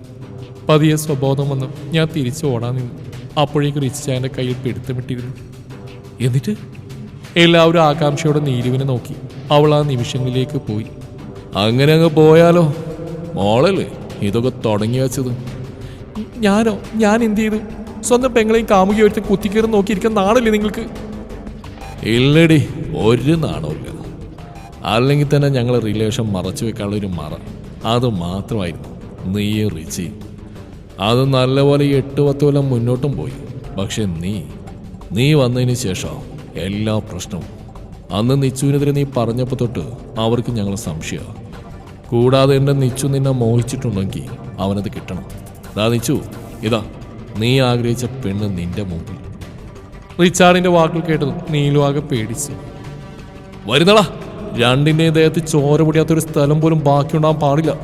നമ്മൾ പരസ്പരം മറക്കണം പോലും. മക്കൾ. നിശാന്ത് ഭ്രാന്തനെ പോലെ അലറി. അപ്പോഴാണ് നീലുവ ശ്രദ്ധിച്ചത്. നിശാന്ത് കത്തി ഒരു ലക്ഷ്യവുമില്ലാതെ ആ 2 ശരീരങ്ങളിൽ കുത്തി ഇറക്കുകയാണ്. നീ ഇവളെ പിടിക്കുക. എല്ലാം കണ്ട സ്ഥിതിക്കോ ഇവളെ ജീവനോടെ വിടാൻ പറ്റില്ലല്ലോ. അവരുടെ ബോഡിയുടെ കൂടെ ഇവളുടേതും കത്തിക്കാം. റിച്ചാർഡ് നീലുവിന്റെ കയ്യിൽ മുറുകെ പിടിച്ചുകൊണ്ട് അട്ടഹസിച്ച് ചിരിച്ചു. വേണ്ട, പ്ലീസ് എന്നെ വിട്ടേക്ക്. ഞാൻ ആരോടൊന്നും പറയില്ല, സത്യം. നീലു അവരുടെ കാല് പിടിക്കുന്ന പോലെ പറഞ്ഞു. ഇല്ല, അവർക്കൊരു ബോധവുമില്ല. പെങ്ങളെയും സ്നേഹിച്ച പെണ്ണിനെ ഈ അവസ്ഥയിലാക്കിയവർ എന്നെ വെറുതെ വിടും. എങ്ങനെയെങ്കിലും രക്ഷപ്പെടണം നീലു മനസ്സിലോർത്തു. നിഷാന്തിനെ ശ്രദ്ധിച്ചുകൊണ്ടിരുന്ന റിച്ചാർഡിന്റെ കയ്യിൽ നീലു തന്റെ പല്ലുകൾ ആഴ്ത്തി. ഈ പുന്നാര മോളെ! എന്നും പറഞ്ഞ് റിച്ചാർഡ് അവിടെ മുഖത്തടിച്ചു. നീലു നിലത്തേക്ക് വീണുപോയി. ഇതിന് നീ തന്നെ നോക്ക്, എൻ്റെ കായ്ക്കടിച്ചു പൊറിച്ച്. കൈ കുടഞ്ഞുകൊണ്ട് റിച്ചാർഡ് നിഷാന്തിനോട് പറഞ്ഞു. ഞാൻ വന്നടാ. ചോര പുരണ്ട കത്തി റിച്ചാർഡിനെ ഏൽപ്പിച്ച് നിഷാന്ത് നീലുവിൻ്റെ അടുത്തേക്ക് നടന്നു. അവൻ്റെ ഡ്രസ്സിലും കയ്യിലും മുഖത്തുമൊക്കെ ചോരപ്പാടുകൾ ഉണ്ടായിരുന്നു. വേണ്ട, പ്ലീസ് എന്നൊന്നും ചെയ്യരുത്, ഞാൻ പോയിക്കോളാം, ആരോടൊന്നും പറയില്ല. നീലു അവനോട് കൈകൂപ്പി അപേക്ഷിച്ചു. വേണ്ടടി ഓളെ, നിന്നെ അങ്ങനെ വിടാൻ പറ്റുമോ? നീ എന്നെ ഒരുപാട് കൊതിപ്പിച്ചല്ലേ. വീടില്ല മോളെ, നിന്നെ ഞാൻ വെറുതെ വിട്ടില്ല. തൻ്റെ അടുക്കിലേക്ക് നടന്നു വരുന്ന നിഷാന്തിനെ കണ്ടപ്പോൾ സിംഹത്തിന്റെ മുമ്പിൽപ്പെട്ട മാൻപേട്ടയുടെ അവസ്ഥയായിരുന്നു നീലുവിന്. ഒരായുധത്തിന് വേണ്ടി അവൾ ചുറ്റും പരതി, ഒന്നും കണ്ടില്ല. നിഷാന്ത് അവളുടെ അടുത്തേക്ക് വരാൻ നിന്ന് അവൾ സർവ്വശക്തിയുമെടുത്ത് അവനെ ചവിട്ടി. നിഷാന്ത് പിന്നിലേക്ക് തെറിച്ച് വീണു. അപ്പോൾ തന്നെ ഞാൻ ഓടി റൂമിലേക്ക് കയറി. അവർ വന്ന് കുറേ ഡോറിന് മുട്ടി. ഞാൻ മേശയെടുത്ത് ഡോറിന് മുന്നിലിട്ടു. എന്ത് ചെയ്യണമെന്നറിയാതെ കുറേ നേരം മരവിച്ചിരുന്നു പോയി. പിന്നെയാണ് ഞാൻ രചനയെ വിളിച്ച് അവളെ സാറിനെ വിളിക്കാൻ പറഞ്ഞു. അന്ന് സേവ് ചെയ്ത് വെച്ച് പലവട്ടം ഡിലീറ്റ് ആക്കണമെന്ന് കരുതി ഫോൺ എടുത്തിരുന്നെങ്കിലും എന്തോ മനസ്സ് സമ്മതിച്ചില്ല.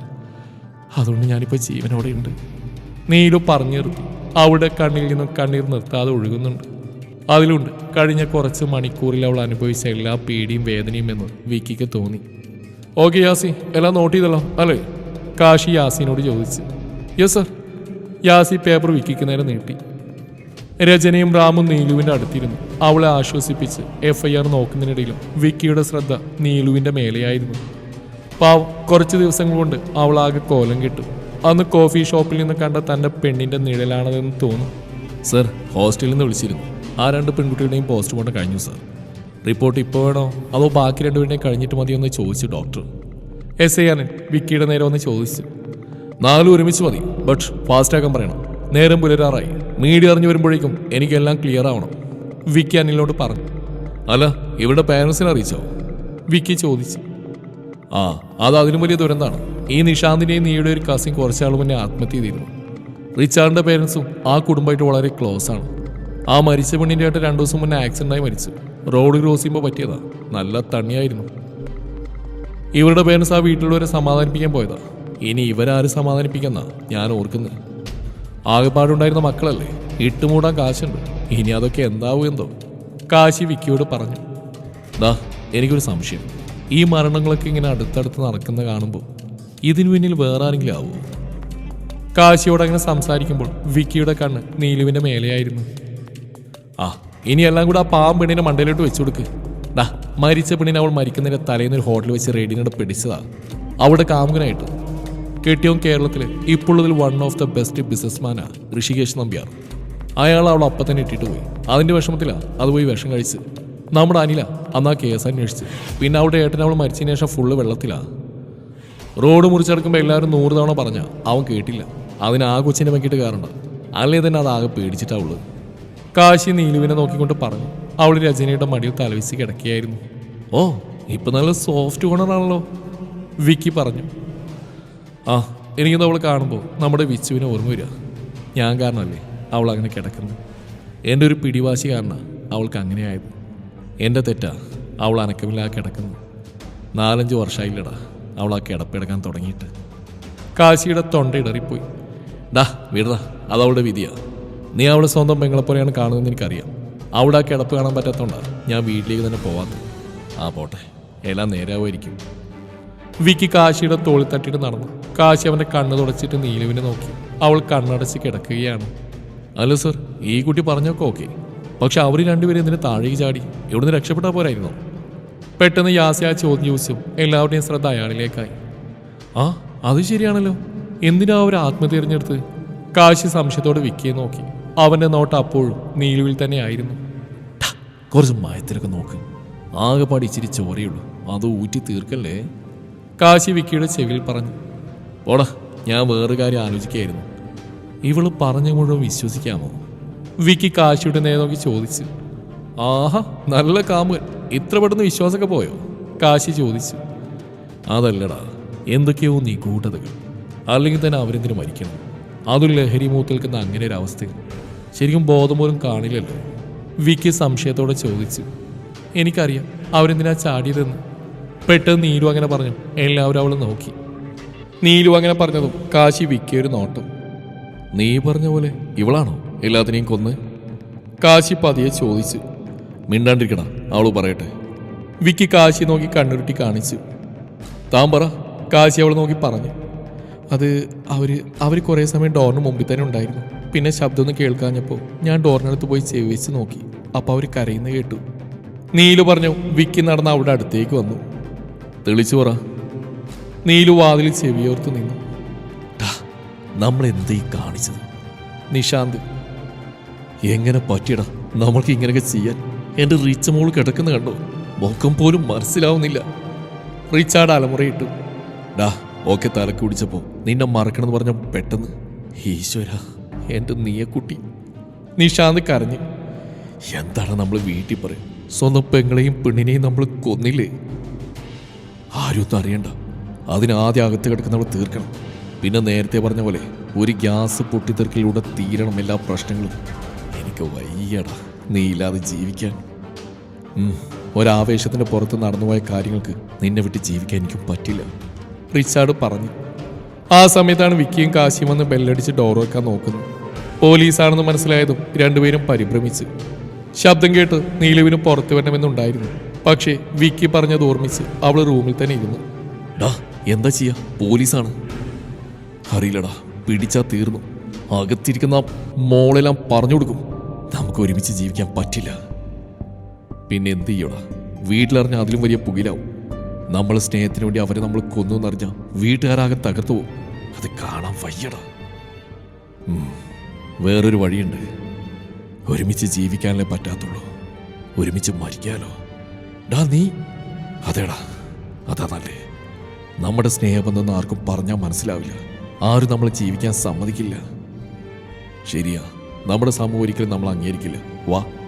റിച്ചാർഡ് നിശാന്തിന്റെ കൈ പിടിച്ച് ബാൽക്കണിയിലേക്ക് നടന്നു. ആ സമയത്താണ് വിക്കിയും കാശിയും ഡോർ വിളിച്ച് അകത്തേക്ക് കയറിയത്. പക്ഷേ അവർ റിച്ചാർഡും നിശാന്തും ബാൽക്കണിയിലേക്ക് പോകുന്നത് കണ്ടില്ല. പിന്നെ നിങ്ങൾ ഡോറിന് മുട്ടിയപ്പോൾ സാറാണെന്ന് മനസ്സിലാക്കി ഞാൻ ടേബിൾ മാറ്റിയിടുകയായിരുന്നു. ലോക്ക് തുറന്നു. സാർ ഡോറ് വലിച്ചു. നീലു പറഞ്ഞിരുത്തി വിക്കിയുടെ മുഖത്തേക്ക് നോക്കി. ഓക്കെ, അപ്പം അങ്ങനെയൊക്കെയാണ്. അവർക്ക് കുറച്ച് സ്വബോധം വന്ന് കാണും. അതാ ചെയ്ത തെറ്റിനെ പറ്റി ബോധം വന്ന്. ആവാം. ആ ലഹരി കാരണം തന്നെയാവും അവർക്ക് താഴേക്ക് ചാടാനുള്ള ധൈര്യവും കിട്ടിയത്, യാസിയും പറഞ്ഞു. രണ്ടാളും കട്ട സ്നേഹത്തിലായിരുന്നില്ലേ?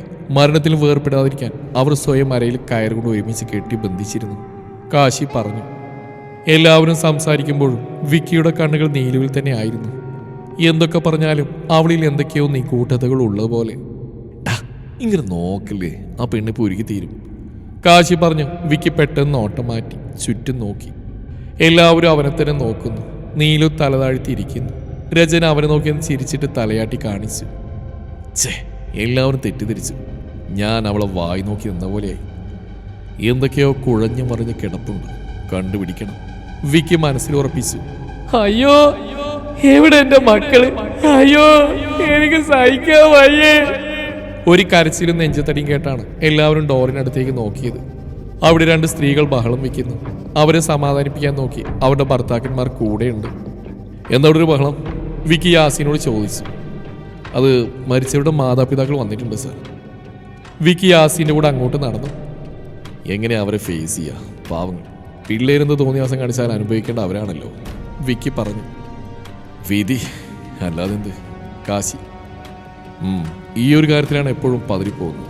മക്കൾ മരിച്ചു പറയുമ്പോൾ അവരുടെ മുഖത്തുണ്ടാകാൻ പോകുന്ന വേദന, അതും കൊന്നവരുടെ മക്കൾ തന്നെയാണെന്ന് അറിയുമ്പോൾ തകർന്നു പോകും. ഇതൊക്കെ നേരിട്ടല്ലേ പറ്റൂ. പുറത്തെ ഡോറിനടുത്തെത്തിയതും വിക്കി നിന്നു. അവന്റെ മുഖത്തെ ശോകഭാവം മാറി ഒരു പുഞ്ചിരി തെളിയുന്ന യാസീൻ കണ്ടു. അതേ പുഞ്ചിരി കാശിയുടെ ചുണ്ടിലും വിരിഞ്ഞു. അവർ മുഖത്തോട് മുഖം നോക്കി. അല്ല, ഇതാര് കറിയാച്ചനും അനന്തം മുതലാളിയോ? ശബ്ദം കേട്ട അയാൾ വിക്കിയെ നോക്കി.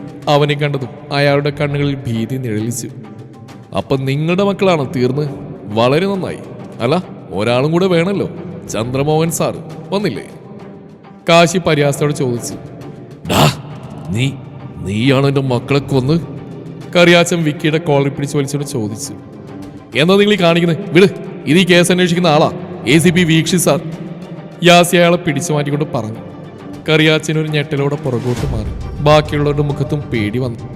മേരി മാഡത്തിന് കണ്ണീരൊക്കെ ഉണ്ടായിരുന്നോ? കാശി കളിയാക്കിക്കൊണ്ട് ചോദിച്ചു. പ്ലീസ് സാർ, ഞങ്ങളുടെ മക്കളെവിടെ? കറിയാച്ചൻ മേരിയെ നെഞ്ചിലേക്ക് ചേർത്തുകൊണ്ട് ചോദിച്ചു. 4നെയും പോസ്റ്റ്മോർട്ടത്തിന് വേണ്ടി കൊണ്ടുപോയി. കഴിഞ്ഞാൽ ബോഡി വിട്ടുതരാം. അത് കേട്ടതും മേരിയും കൂടെ ഉണ്ടായിരുന്ന സ്ത്രീയും കരയാൻ തുടങ്ങി. യാസി, ഇവരകത്തേക്ക് ഇരുത്ത്, എന്നിട്ട് കാര്യങ്ങൾ പറഞ്ഞു കൊടുക്കുക. വിക്കി കാശിയും കൂട്ടി താഴെ ബോഡി എടുക്കുന്ന സ്ഥലത്തേക്ക് പോയി. ദൈവം ഉണ്ടല്ലേ? കാശി ചോദിച്ചു. ഉണ്ട്, അല്ലെങ്കിൽ ഇവരെങ്ങനെ എൻ്റെ മുമ്പിൽ ഞാൻ കാണില്ലല്ലോ. വിക്കി ചിരിച്ചുകൊണ്ട് പറഞ്ഞു. സർ, ആ മരിച്ചവരുടെ ബന്ധുക്കൾ അവിടെ ബഹളം വയ്ക്കുന്നു. ആ മറ്റേ കുട്ടിയെ ചീത്ത പറയുന്നുണ്ട്. ഒരു കോൺസ്റ്റബിൾ ഓടി വന്നിട്ട് വിക്കിയോടും കാശിയോടും പറഞ്ഞു. അവരപ്പോൾ തന്നെ ഫ്ലാറ്റിലേക്ക് ഓടി. നീ പറഞ്ഞ മുഴുവൻ കള്ള. എന്റെ മക്കൾ അങ്ങനെയൊന്നുമല്ല.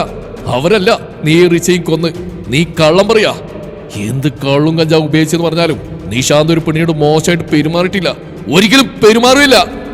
ആനന്ദമേനോൻ അലറിക്കൊണ്ട് നീലുവിനോട് പറഞ്ഞു. നീലു രജനയെ കെട്ടിപ്പിടിച്ച് നിൽക്കുകയാണ്. അവൾക്ക് രക്ഷാകവചം എന്ന പോലെ റാമും യാസീനും അവൾക്ക് മുമ്പിലായി നിന്നിട്ടുണ്ട്. ഹേയ്, എന്താ ഇത്? നിങ്ങൾ വിറ്റ്നസിനെ പേടിപ്പിക്കുന്നത്? വിക്കി ഓടി വന്നുകൊണ്ട് പറഞ്ഞു. എനിക്കറിയാം, ഇതെല്ലാം നിന്റെ തിരക്കഥയാ. നീ പകരം വീട്ടിയതാ, എനിക്ക് ഉറപ്പാ. മേരി ചീറിക്കൊണ്ട് വിക്കിയോട് പറഞ്ഞു.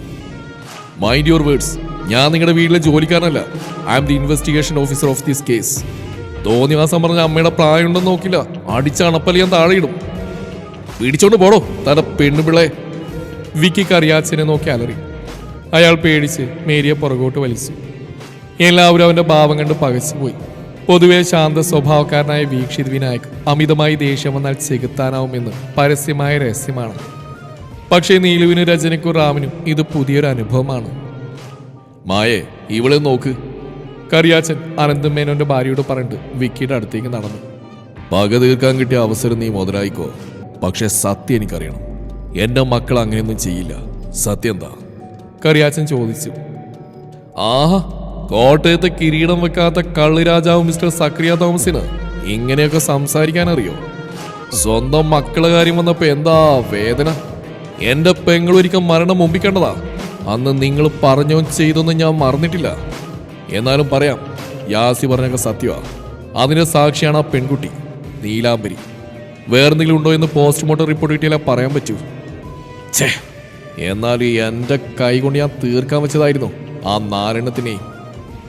എന്റെ വീക്ഷ ഇങ്ങനെ കിടക്കാൻ കാരണം അവരാണെന്ന് അറിഞ്ഞിട്ടും വെറുതെ വിട്ടത് എന്റെ അമ്മച്ചി വിച്ചുവിന്റെ തലയിൽ തൊട്ടെന്നെ കൊണ്ടൊന്നും ചെയ്യില്ല എന്ന് സത്യം ചെയ്യിപ്പിച്ചുകൊണ്ടാ. ഇല്ലെങ്കിൽ ഇത്ര നാൾ ആഘോഷിച്ച് ജീവിക്കാൻ സമ്മതിക്കില്ലായിരുന്നു. പരസ്പരം വെട്ടി തന്നെ തീർന്നല്ലോ. വളരെ സന്തോഷമായി. വിക്കി കറിയാച്ചനെ നോക്കി പറഞ്ഞു. അയാൾ ദേഷ്യത്തോടെ അവനെ നോക്കിയിട്ട് ബാക്കിയുള്ളവരുടെ അടുത്തേക്ക് പോയി. വീക്ഷിത് പതിയെ ബാൽക്കണിയിലേക്ക് നടന്നു. പണ്ടത്തെ ഓർമ്മകൾ വന്നു അവന്റെ കണ്ണ് ചുവന്നു. കരയില്ല എന്ന് പ്രതിജ്ഞയെടുത്ത കാരണം കണ്ണീര് പോലും ഇപ്പോൾ അവനെ തേടി വരാറില്ല. സർ എന്ന വിളി കേട്ട് വിക്കി തിരിഞ്ഞു നോക്കി. എന്താ നീലി, എന്നെ കാണാതിരിക്കാൻ പറ്റുന്നില്ലേ? മുഖത്തെ ഭാവം മാറ്റി വിക്കി ചിരിച്ചോട് ചോദിച്ചു. അവൾ അവനെ തുറപ്പിച്ച് നോക്കി. സാറിന് അവരെ നേരത്തെ അറിയാമോ? അവൻ ഈ ചോദ്യം ആദ്യമേ പ്രതീക്ഷിച്ചിരുന്നു. അവളുടെ പിന്നിലായി റാമു രചനയും വന്നു. അറിയാം. എങ്ങനെയെന്ന് ഞാൻ പറഞ്ഞുതരാം. തിരിഞ്ഞു നോക്കിയപ്പോൾ കാശിയായിരുന്നു. അവനത് പറയാൻ ബുദ്ധിമുട്ടും. നിങ്ങൾ വാ. കാശിയുടെ പിന്നാലെ അകത്തേക്ക് നടക്കുമ്പോഴും നീലു വിക്കിയെ തിരിഞ്ഞു നോക്കുന്നുണ്ടായിരുന്നു. വീക്ഷിത്തിന്റെ കണ്ണുകൾ അകലങ്ങളിലേക്ക് നോക്കി തന്റെ ഭൂതകാലത്തിലേക്ക് പായുകയായിരുന്നു. ആരാ സർ വീക്ഷ? രചന ചോദിച്ചു. വീക്ഷിത്തിന്റെ പെങ്ങൾ, എന്റെയും. കാശി പറഞ്ഞു. ആ കുട്ടിയെ മരിച്ചിരുന്ന തമ്മിൽ എന്താ പ്രശ്നം? പറയാം. 4 വർഷങ്ങൾക്ക് മുന്നേ. ഏട്ടാ പ്ലീസ് ഇവനോട് പറ, എനിക്ക് ഹോസ്റ്റലിൽ പോകണ്ടാന്ന്. ഞാൻ ഇവിടെയുള്ള ഏതെങ്കിലും കോളേജിൽ പോയിക്കോളാം. വീട്ടിലേക്ക് കയറി വന്ന് എൻ്റെ കയ്യിൽ തൂങ്ങിക്കൊണ്ട് വിച്ചു പറഞ്ഞു. ഏയ്, അതെങ്ങനെ ശരിയാവും? എൻ്റെ കുട്ടി ഒരു എഞ്ചിനീയർ ആണെന്നുള്ളത് മോളുടെ സ്വപ്നമല്ലേ? പിന്നെ മെറിറ്റിൽ കിട്ടിയത് കുറച്ച് ദൂരെയായിപ്പോയി. 4 വർഷം പെട്ടെന്ന് പോവടാ. പിന്നെ ലീവുള്ളപ്പോഴേക്ക് വരാമല്ലോ. നമ്മുടെ നാട്ടിൽ ലീവിനാണോ മഞ്ഞ? ഞാൻ അവിടെ തലയിൽ തലോടിക്കൊണ്ട് പറഞ്ഞു. അങ്ങനെ പറഞ്ഞു കൊടുക്കുക കാശി. അവൾക്ക് മെറിറ്റിൽ തന്നെ പഠിക്കുകയും വേണം, എന്നാൽ ഹോസ്റ്റലിൽ പോവാനും വയ്യ. വിക്കിയുടെ അമ്മ രേവതി അമ്മ അങ്ങോട്ടേക്ക് വന്നുകൊണ്ട് പറഞ്ഞു. അത് അച്ഛനെ കൊണ്ട് വെറുതെ ലോൺ എടുപ്പിക്കണമെന്ന് വെച്ചിട്ടല്ലേ? വേണ്ട, ഞാൻ വല്ല ഡിഗ്രിയും പഠിച്ചോളാം, വിച്ചു പറഞ്ഞു. അതങ്ങ് പള്ളിയിൽ പോയി പറഞ്ഞാൽ മതി. നാളെ രാവിലെ നിന്നെ ഞങ്ങൾ കോട്ടയത്തേക്ക് കൊണ്ടുവിടും മോളെ. എന്നിട്ട് വേണം എനിക്ക് സ്വസ്ഥതയോടും സമാധാനത്തോടെയും ജീവിക്കാൻ. അങ്ങോട്ടേക്ക് വന്ന് വിക്കി പറഞ്ഞു. അത് കേട്ട് വിച്ചുവിൻ്റെ കണ്ണ് നിറഞ്ഞു. അതെണ്ടി ഇവളെ കരയിച്ച കൊല്ലു ഞാൻ നിന്നെ. പോട്ടടാ, അവന് നമുക്ക് ഇരുട്ടത്തിരുത്തി വെളിച്ചത് ചോറ് കൊടുക്കാം. ഞാൻ പറഞ്ഞത് വിച്ചുവിൻ്റെ തലയിലും തന്നു. എൻ്റെ മണ്ടനേട്ടാ, വെളിച്ചത്തിരുത്തി ഇരുട്ടത്തിൽ ചോറ് കൊടുക്കാന്നാ പറയാം. വിച്ചു വാബുതി ചിരിച്ചു. തീറ്റ പണ്ടാരം. എന്നാലും എൻ്റെ മോള് ചിരിച്ചല്ലോ, അത് മതി. ഞാൻ അവിടെ തലയിൽ പതിയെ തലോടി. അനാഥനായ എനിക്ക് വിക്കിയുടെ വീട് എൻ്റെ സ്വന്തം വീടാണ്. അവൻ്റെ അച്ഛനും അമ്മയും എൻ്റെ കൂടി സ്വന്തമാണ്. പിന്നെ വിച്ചു അവളെൻ്റെ ജീവനാണ്. പിറ്റേന്ന് കാലത്ത് തന്നെ വിക്കിയും ഞാനും കൂടി അവളെ കോട്ടയത്തെ പ്രശസ്തമായ എഞ്ചിനീയറിംഗ് കോളേജിൽ കൊണ്ടുവിട്ടു. അവിടെ എത്തിയപ്പോൾ വിച്ചുവിൻ്റെ കരച്ചിൽ കണ്ട് അവളെ വിക്കി നെഞ്ചോട് ചേർത്തു. എന്തൊക്കെ പറഞ്ഞാലും എങ്ങനെയൊക്കെ തള്ളി പിടിച്ചാലും വിച്ചു അവൻ്റെ ജീവനായിരുന്നു. തിരികെ വരുമ്പോൾ കണ്ണു നിറഞ്ഞ കാരണം വണ്ടി ഓടിക്കാൻ പറ്റാതിരുന്ന വിക്കിയെ മാറ്റി ഞാൻ വണ്ടി ഓടിച്ചു. ആദ്യത്തെ 2 ദിവസം അവളാകെ മൂഡ് ഓഫ് ആയിരുന്നു. കരച്ചിലും ബഹളവും. പിന്നെ അവൾ സന്തോഷവതിയായി കാണപ്പെട്ടു. വിളിച്ച അവൾക്ക് ആകെ ഒരു പേര് മാത്രമേ പറയാനുള്ളൂ, നീലി. അത് കേട്ടതും എല്ലാവരും നീലുവിനെ നോക്കി. അവളാകെ ഞെട്ടിയിട്ടുണ്ട്. അവൾക്ക് അവിടെ കിട്ടിയ ആദ്യത്തെ ഫ്രണ്ട്. അവളെപ്പറ്റി വാതോരാ സംസാരിക്കും. ശരിക്കും വിച്ചു ഹാപ്പിയായിരുന്നു. ഓരോ വട്ടം ഫോൺ വിളിക്കുമ്പോഴും വീട്ടിൽ ലീവിന് വരുമ്പോഴും അവിടെ വാക്കുകളിൽ നീലിയും അവളുടെ നീലക്കണ്ണുകളും നിറഞ്ഞു നിന്നിരുന്നു. അതെല്ലാവർക്കും ഷോക്കിൻ്റെ മേൽ ഷോക്കായിരുന്നു. നീയാണോ ആ നീലി? രചന ചോദിച്ചു. നീല അവളെ കണ്ണുരുട്ടി ദേഷ്യത്തോടെ നോക്കി. വിച്ചുവിൻ്റെ വാക്കുകളിലൂടെ നീലി ഞങ്ങളുടെയൊക്കെ മനസ്സിൽ കയറിപ്പറ്റി, പ്രത്യേകിച്ച് വിക്കിയുടെ മനസ്സിൽ. നീലി വിച്ചുവിന് നേരെ എതിരായിട്ടുള്ള സ്വഭാവമുള്ള കുട്ടിയായിരുന്നു. നല്ല തൻ്റെടിയും വായാടിയും പിന്നെ ആരെയും കൂസാത്ത അലമ്പ് സ്വഭാവം. അവളായിരുന്നു വിച്ചുവിൻ്റെ ബോഡി ഗാർഡ്. വിച്ചുവിൻ്റെ സംസാരത്തിലൂടെ വിക്കിയുടെ മനസ്സിലേക്ക് നീലി കയറി. അല്ല, വിച്ചു കയറ്റി. അവൾക്ക് കൂട്ടുകാരിയെ പിരിയാതിരിക്കാനുള്ള മാർഗം. ഏതോ വലിയ പണച്ചാക്കിൻ്റെ മോളായിരുന്നെങ്കിലും അതിൻ്റെ ഒരു അഹങ്കാരവും നീലിക്കില്ലായിരുന്നു. പക്ഷേ വിച്ചുവിൻ്റെ പ്രതീക്ഷ തെറ്റിച്ചുകൊണ്ട് നീലിയും വിക്കിയും ആദ്യം തന്നെ ഉടക്കി. വിച്ചുവിൻ്റെ ഫോണിലേക്ക് വിളിച്ച അവളുമായി എന്തൊക്കെയോ പറഞ്ഞ് വിക്കി തെറ്റി. പിന്നെ രണ്ടും പൂരത്തെറിയായിരുന്നു. ഞാൻ വീട്ടിലേക്ക് വന്നപ്പോഴാണ് വിച്ചു ഇതൊക്കെ പറഞ്ഞ്. IPS പ്രിപ്പറേഷനിലായിരുന്ന ഞങ്ങൾ ഇടയ്ക്ക് വീട്ടിലേക്ക് പോവാറുണ്ടായിരുന്നുള്ളൂ. അച്ഛനാണ് വിച്ചുവിനെ കൊണ്ടുവരാനും വിടാറും പോവാറ്. അതിനിടയിൽ നീലിയും വീട്ടിൽ വന്ന് എല്ലാവരെയും കയ്യിലെടുത്തിരുന്നു. പക്ഷെ ഞങ്ങൾക്ക് കാണാൻ പറ്റിയില്ല. വിക്കി പുറമെ നീലയെ കുറ്റി പറയെങ്കിലും ഉള്ളിൽ എന്തോ ഉണ്ടെന്ന് എനിക്ക് തോന്നിയിരുന്നു. അങ്ങനെ ഇരിക്കാൻ ഞാനും വിക്കി ഒരിക്കൽ വിച്ചുവിനെ കൊണ്ടുവരാൻ പോയി. അവിടെ കണ്ട കാഴ്ച മറക്കാൻ പറ്റില്ല. അതായിരുന്നു നീലിയുമായിട്ടുള്ള ഞങ്ങളുടെ ആദ്യത്തെ കൂടിക്കാഴ്ച. ഇന്ന് വിച്ച് ഞെട്ടും നമ്മൾ കാണുമ്പോൾ വിക്കി പറഞ്ഞു. അവൾക്കൊരു സർപ്രൈസ് തന്നെയാവും. 1 മാസമായില്ലേ അവളെ കണ്ടിട്ട്, കാശി പറഞ്ഞു. വേഗം ഇറങ്ങി. കാശിയും വിക്കിയും കാറ് പാർക്ക് ചെയ്തിട്ട് അകത്തേക്ക് പോയി. അവർ കയറിയതും ഗ്രൗണ്ടിലൊരു ആൾക്കൂട്ടം കണ്ടു. അവരങ്ങോട്ടേക്ക് നടന്നു. മുന്നിലെ കാഴ്ച കണ്ട് അവരുടെ രക്തം തിളച്ചു. ഒരു പെൺകുട്ടിക്ക് ചുറ്റുമായി നിൽക്കുന്ന 5-6 ആൺകുട്ടികളും പെൺകുട്ടികളും. അവൾ നടുക്കുന്ന കരയുന്നുണ്ട്. ഒരു പെൺകുട്ടി അവിടെ കയ്യിൽ പിടിച്ച് എന്തൊക്കെയോ പറയുന്നു. അവർക്ക് കേൾക്കാൻ പറ്റുന്നില്ല. വിച്ചു എന്തോ പറഞ്ഞതും ആ പെണ്ണ് അവൾ അടിക്കാൻ പോയി. അത് കണ്ടതും അവരങ്ങോട്ട് പാഞ്ഞു. പക്ഷേ അവർക്ക് മുന്നേ ആ കൈകൾ മറ്റൊരാൾ തടഞ്ഞു. തല്ലാൻ വന്ന പെണ്ണിനെ തള്ളി താഴെയിട്ടു. ഒരു പെൺകുട്ടി. നേരിട്ട് കണ്ടിരുന്നില്ലെങ്കിലും ആ നീലക്കണ്ണുകൾ വിളിച്ചറിയിച്ചു അത് വിച്ചുവിൻ്റെ നീലിയാണെന്ന്. വിച്ചു അവളെ കെട്ടിപ്പിടിച്ചു. ആ പെണ്ണിന്റെ കൂടെ ഉണ്ടായിരുന്നവർ എണീപ്പിച്ചു. കൂട്ടത്തിലൊരുത്തൻ അവിടെ നേരെ പോയി നീലിയുടെ നേരെ കൈപൊക്കിയതും അവൾ വിച്ചുവിനെ മാറ്റി നിർത്തി അവന്റെ നെഞ്ചിലേക്ക് ആഞ്ഞു ചവിട്ടി. പിന്നെ എല്ലാവരും ഒരുമിച്ച് അവളെ വളഞ്ഞു. ഒരു തികഞ്ഞ അഭ്യാസിയെപ്പോലെ നീലി അവരെ നേരിട്ടു. വിക്കിയും കാശിയും എല്ലാം കണ്ടു വായും തുറന്നു നിന്നു. വിച്ചു നീലിയുടെ അടി കണ്ട് അങ്ങനെ കൊടുക്കി ഇങ്ങനെ ചവിട്ടെന്നൊക്കെ പറയുന്നുണ്ട്. വിച്ചുവിന്റെ കൂടെ വേറെ 2 പെൺകുട്ടികൾ കൂടി നിൽക്കുന്നുണ്ട്. ഇപ്പോൾ അവര് നീലിയെ പ്രോത്സാഹിപ്പിക്കുന്നു. എന്തോന്നടാ ഇത്, തെലുങ്ക് പടോ? കാശി. പക്ഷെ വിക്കി അവൻ പറഞ്ഞ് കേട്ടില്ല. അവൻ നീലിയുടെ നീലക്കണ്ണിൽ കുടുങ്ങി നിൽക്കുകയായിരുന്നു. പെട്ടെന്നാണ് ആ കൂട്ടത്തിലെ പെൺപിള്ളേർ വിച്ചുവിന് നേരെ പോയത്. അവളെ അവർ പിടിച്ചെള്ളിയതും നീലിയുടെ അടിവതറി. അവൾ വിച്ചു എന്ന് വിളിച്ചുകൊണ്ട് അവളുടെ അടുത്തേക്ക് പോവാൻ നിന്നും 2 പേർ അവളെ പിടിച്ചു വെച്ചു. ഇത് കണ്ടതും വിക്കിയും കാശി അങ്ങോട്ടേക്ക് ഓടി. വിച്ചുവിനെ ചവിട്ടാൻ പോയ പെണ്ണിനെ വിക്കി തള്ളിയിട്ടു. എന്നിട്ട് അവളെ വിക്കിയും കാശിയും ചേർന്ന് എണീപ്പിച്ചു. ഏട്ടാ എന്നും പറഞ്ഞ അവൾ വിക്കിയുടെ നെഞ്ചിലേക്ക് വീണു. ഏയ് ഒന്നുമില്ലടാ, ഏട്ടൻ വന്നില്ലേ? വിക്കി അവളെ സമാധാനിപ്പിച്ചു. വിക്കേട്ടാ, കാശിയേട്ടാ, എൻ്റെ നീലി.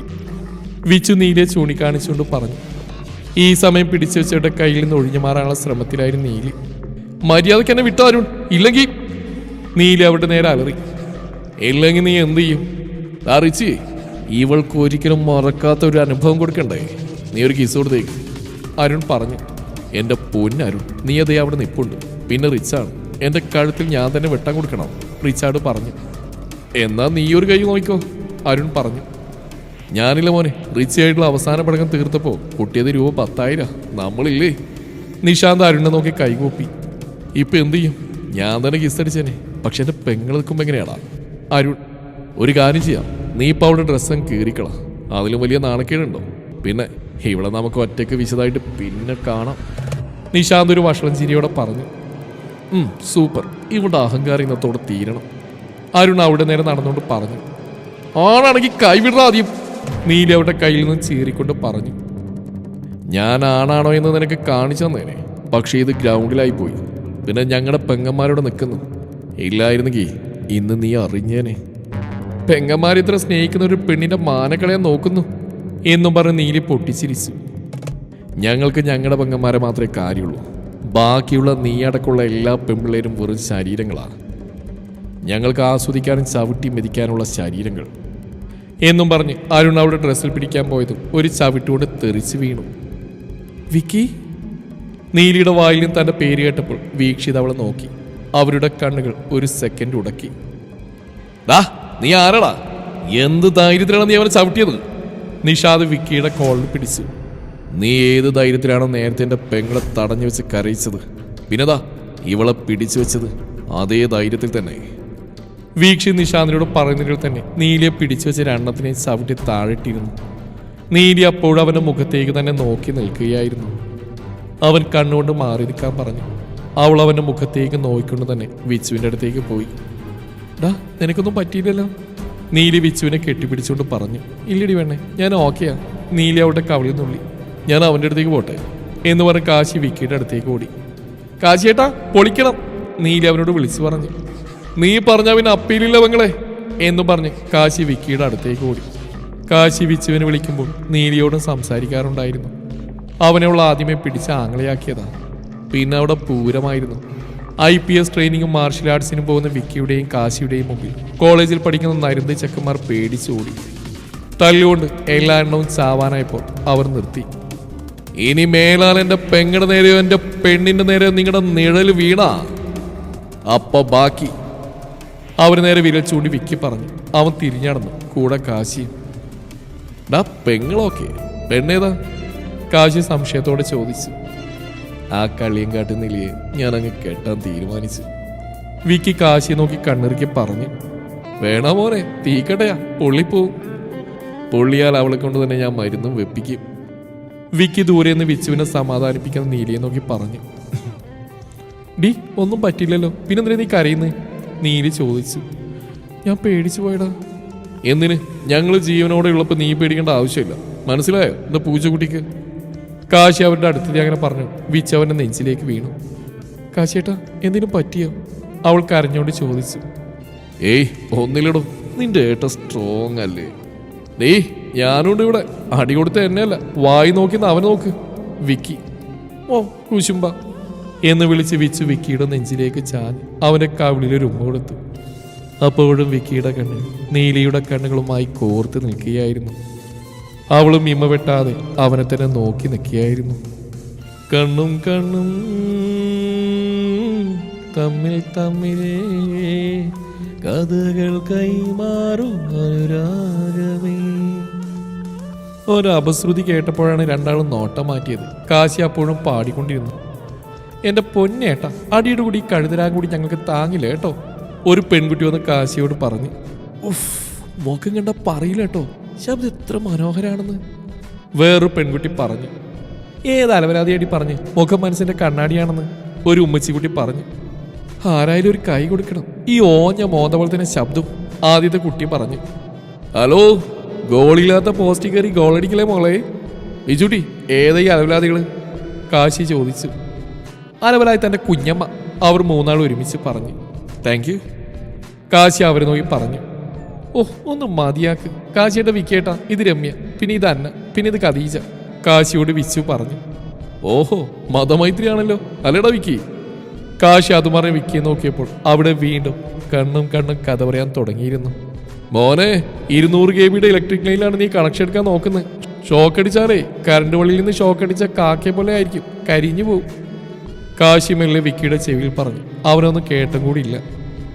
ആഹാ, ഞങ്ങളറിയാതെ അണ്ടർഗ്രൗണ്ടിലൂടെ ലൈൻ വലിക്കുന്നു, ഇപ്പൊ ശരിയായി തരാം എന്ന് പറഞ്ഞ് രമ്യ കയ്യിലുണ്ടായിരുന്ന വെള്ളം വിക്കിയുടെയും നീലയുടെയും മുഖത്തേക്ക് ആക്കി. അയ്യോ മഴ, എല്ലാവരും ഓടിക്കോ, വിക്കി വിച്ചുവിന്റെ കയ്യിൽ പിടിച്ചിട്ട് പറഞ്ഞു. മഴയിലടാ സുനാമി, എന്തൊക്കെയായിരുന്നു അഹങ്കാരി, പണത്തിന്റെ ഹുങ്ക്, നാക്കിന് ലൈസൻസ് ഇല്ലാത്തവള്. നേരിട്ട് കണ്ടപ്പോൾ കണ്ണെടുക്കാൻ പറ്റുന്നില്ല അല്ലേ? കാശി പറഞ്ഞു കേട്ടതും നീലി വിക്കിയെ കണ്ണുരുട്ടി നോക്കാൻ തുടങ്ങി. അവളുടെ മുഖം ചുവന്നു. വിക്കി കാശിയെ നോക്കി പല്ലെറിഞ്ഞു. കാശി കൈകൂപ്പി പതിയെ ഖദീജയുടെ പുറകിലേക്ക് മാറി നിന്നു. അഹങ്കാരി തന്റെ അമ്മായിയമ്മ കോതമാക്രി. കോതമാക്രി നിന്റെ കുട്ടികളുടെ തന്തയാടി. കള്ളിയങ്കാട്ട് നീലി. കള്ളിയങ്കാട്ട് നീലി നിന്റെ കെട്ടിയോള്. കൊരങ്ങ, ചെകുത്ത, പട്ടി, ചെറ്റ. നീ പോടി പിത്തക്കാടി. നിന്റെ വീട്ടിൽ അവരുടെ ചീത്തകുളി കേട്ട് ബാക്കിയുള്ളവർ ചെവി പൊത്തി നിന്നു. ഈശ്വര, പടക്കക്കടയുടെ മൂട്ടിലായിരുന്നു ഞാൻ സിഗരറ്റ് വലിച്ചിരുന്നേ. കാശി, ഏട്ടൻ സിഗരറ്റ് വലിക്കാൻ തുടങ്ങിയോ? കൊല്ലും ഞാൻ, വിച്ചു പറഞ്ഞു. എന്റെ വിച്ചു, ഞാനൊരു ഉപമ പറഞ്ഞതാ. കാശി കൈകൂപ്പിക്കൊണ്ട് പറഞ്ഞു. വിച്ചു അവരെ നോക്കി ഇളിച്ച് കാണിച്ചു. അപ്പോഴും ഇപ്പുറത്തെ രണ്ടുപേരുടെയും ചീത്തവിളി തീർന്നിട്ടില്ലായിരുന്നു. അവസാനം വിച്ചു നീലിയുടെയും കാശി വിക്കിയുടെയും വാ പൊത്തിപ്പിടിച്ചു. ഒന്ന് നിർത്തണ്ട മക്കളെ, ഇനി കേൾക്കാനുള്ള ത്രാണി ഞങ്ങൾക്കില്ല. നിങ്ങൾ രണ്ടാളും കൊടുങ്ങല്ലൂർ ഭാഗത്ത് പോയിട്ടുണ്ടോ? സഹിക്കാൻ വയ്യാട്ടോ, ചെവി വല്ല ഹാർപ്പിക്കൂട്ട് കഴുകണം. കാശി, അവളോട് പറ, രക്ഷിച്ചിട്ട് അവള് സംസാരം കേട്ടില്ലേ? പൂതന. വിക്കി, പൂതന നിന്റെ എന്ന് പറയുമ്പോഴേക്കും വിച്ചു നീലിയുടെ വാപുത്തി. ഒന്ന് നിർത്തുന്നുണ്ടോ രണ്ടും? പരിചയപ്പെടുന്നതിന് മുന്നേ രണ്ടും അടിയായല്ലോ, രമ്യ പറഞ്ഞു. ആര് പറഞ്ഞു പരിചയമില്ലെന്ന്? രണ്ടിനും ഡെയിലി ഇതന്നെയാ പണി. ഞാൻ സംസാരിക്കുമ്പോൾ സ്പീക്കറിട്ട് രണ്ടും കൂടി തുടങ്ങും അടി. ഓഹോ, അങ്ങനെയൊക്കെ ഉണ്ടോ? അന്ന, അത് ഇതിന്റെ സ്വഭാവ ഗുണം കൊണ്ടാ. നീലി, ഓഹോ, അപ്പൊ നീ നല്ല കുട്ടി അല്ലടി. ചു, ഇനി മിണ്ടി രണ്ടിന് തല ഞാൻ തല്ലിപ്പൊടിക്കും, വിച്ചു പറഞ്ഞു. കറക്റ്റ്. അല്ല വിച്ചു, ഇവിടെ എന്തായിരുന്നു പ്രശ്നം? കാശി ചോദിച്ചു. അതോ, അത് പിന്നെ ചെറിയൊരു റാഗിങ് പ്രശ്നം. റാഗിങ്ങോ? ക്ലാസ് തുടങ്ങിയിട്ട് ഇത്ര ദിവസം കഴിഞ്ഞിട്ടോ? വിക്കി ചോദിച്ചു. അത് പിന്നെ ഞാൻ വന്ന ദിവസം അവരെന്നെ റാഗ് ചെയ്യുന്ന പേര് ഉപദ്രവിക്കാൻ നോക്കി. അപ്പോൾ എന്നെ നീലിക്കുട്ടി എന്നെ സഹായിച്ച്. ആ പക ഇപ്പോഴും ഉണ്ട്. ദിവസം ഓരോ പ്രശ്നം ഉണ്ടാക്കാൻ വരും അവര്. എന്നിട്ട് നീ എന്താ ഞങ്ങളോട് പറയാണ്ടിരുന്നേ? കാശി ചോദിച്ചു. ഞാനൊന്നും അത്ര സീരിയസ് ആക്കിയില്ല. പിന്നെ എൻ്റെ നീലി ഉണ്ടല്ലോ കൂടെ, ഇതുപോലെ ആദ്യമായിട്ടാണ്. അതെ, ഇത് കോളേജ് ലൈഫിൽ സാധാരണയല്ലേ, നീലി പറഞ്ഞു. നിങ്ങൾക്ക് പ്രിൻസിപ്പളിന് പരാതി കൊടുത്തുകൂടായിരുന്നോ? കാശി ചോദിച്ചു. ബെസ്റ്റ്, വിക്കേട്ട് ആദ്യം ചവിട്ടില്ലേ അവൻ അരുൺ. അവൻ്റെ അച്ഛനാ ഇവിടുത്തെ പ്രിൻസി രവീന്ദ്രൻ നായർ.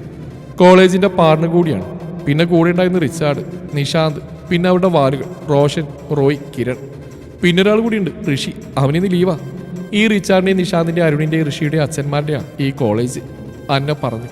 പിന്നെ അവരുടെ കൂടെ ഉണ്ടായിരുന്ന പെൺകുട്ടികളില്ലേ, അതിൽ വിച്ചുവിനെ അടിക്കാൻ വന്നവൾ അരുണിൻ്റെ പെങ്ങളാണ് അരുണിമ. പിന്നെ കൂടെ ഉണ്ടായിരുന്നത് നീയ, നിഷാന്തിൻ്റെ അനിയത്തി, റിച്ചാർഡിൻ്റെ അനിയത്തി. അവരൊന്നാം ക്ലാസ് തൊട്ട് ഒരുമിച്ചാ, ഖദീജ പറഞ്ഞു. പിന്നെ ആ റിച്ചാർഡും നീയും പിന്നെ നിഷാന്തും റിച്ചയും കട്ട പ്രേമത്തിലാണ്.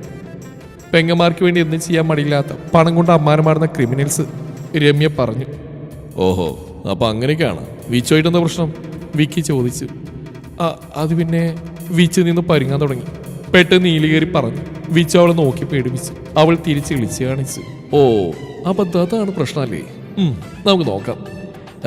അല്ല ഖദീജക്കുട്ടി, നിന്റെ വീട് എവിടെയാ? കാശി ഇടയിൽ ചോദിച്ചു. എന്തിനാ?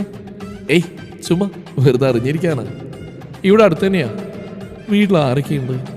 ഉമ്മ, ഉപ്പ, ഇക്കാക്ക, ഇത്താത്ത, പിന്നെ അനിയത്തി. Very nice. അവർക്ക് ഇന്റർകാസ്റ്റ് വിവാഹം കൊണ്ടോ എങ്ങനെയാ? താല്പര്യമുണ്ടോ? എൻ്റെ ഉമ്മ ഇക്കാക്ക എന്നെ ഒപ്പം കൊന്നു കൊല വിളിച്ചെന്ന് ചോദിച്ചാൽ മതി. നിനക്കപ്പം താല്പര്യമുണ്ടല്ലേ? കാശി ഒരു കള്ളച്ചിരിയോടെ അവളെ നോക്കി കണ്ണിറുക്കിക്കൊണ്ട് ചോദിച്ചു. അവളുടെ താല്പര്യം മാത്രം അറിഞ്ഞാൽ മതിയോ? അന്ന, തൽക്കാലത്തേക്ക് മതി പെങ്ങളെ. പറ കഥു. കഥുവോ? എല്ലാവരും ചോദിച്ചു. ആന്നേ, നല്ല പേരല്ലേ? ഖദീജ, ചുരുക്കി കഥു. എല്ലാവരുടെയും ഖദീജ, എൻ്റെ മാത്രം കഥു. എന്നെ മുത്ത് പറ, ഞാൻ നിന്റെ വീട്ടിലോട്ട് വരട്ടെ. കാശി നിലത്ത് കളം വരയ്ക്കാൻ തുടങ്ങി.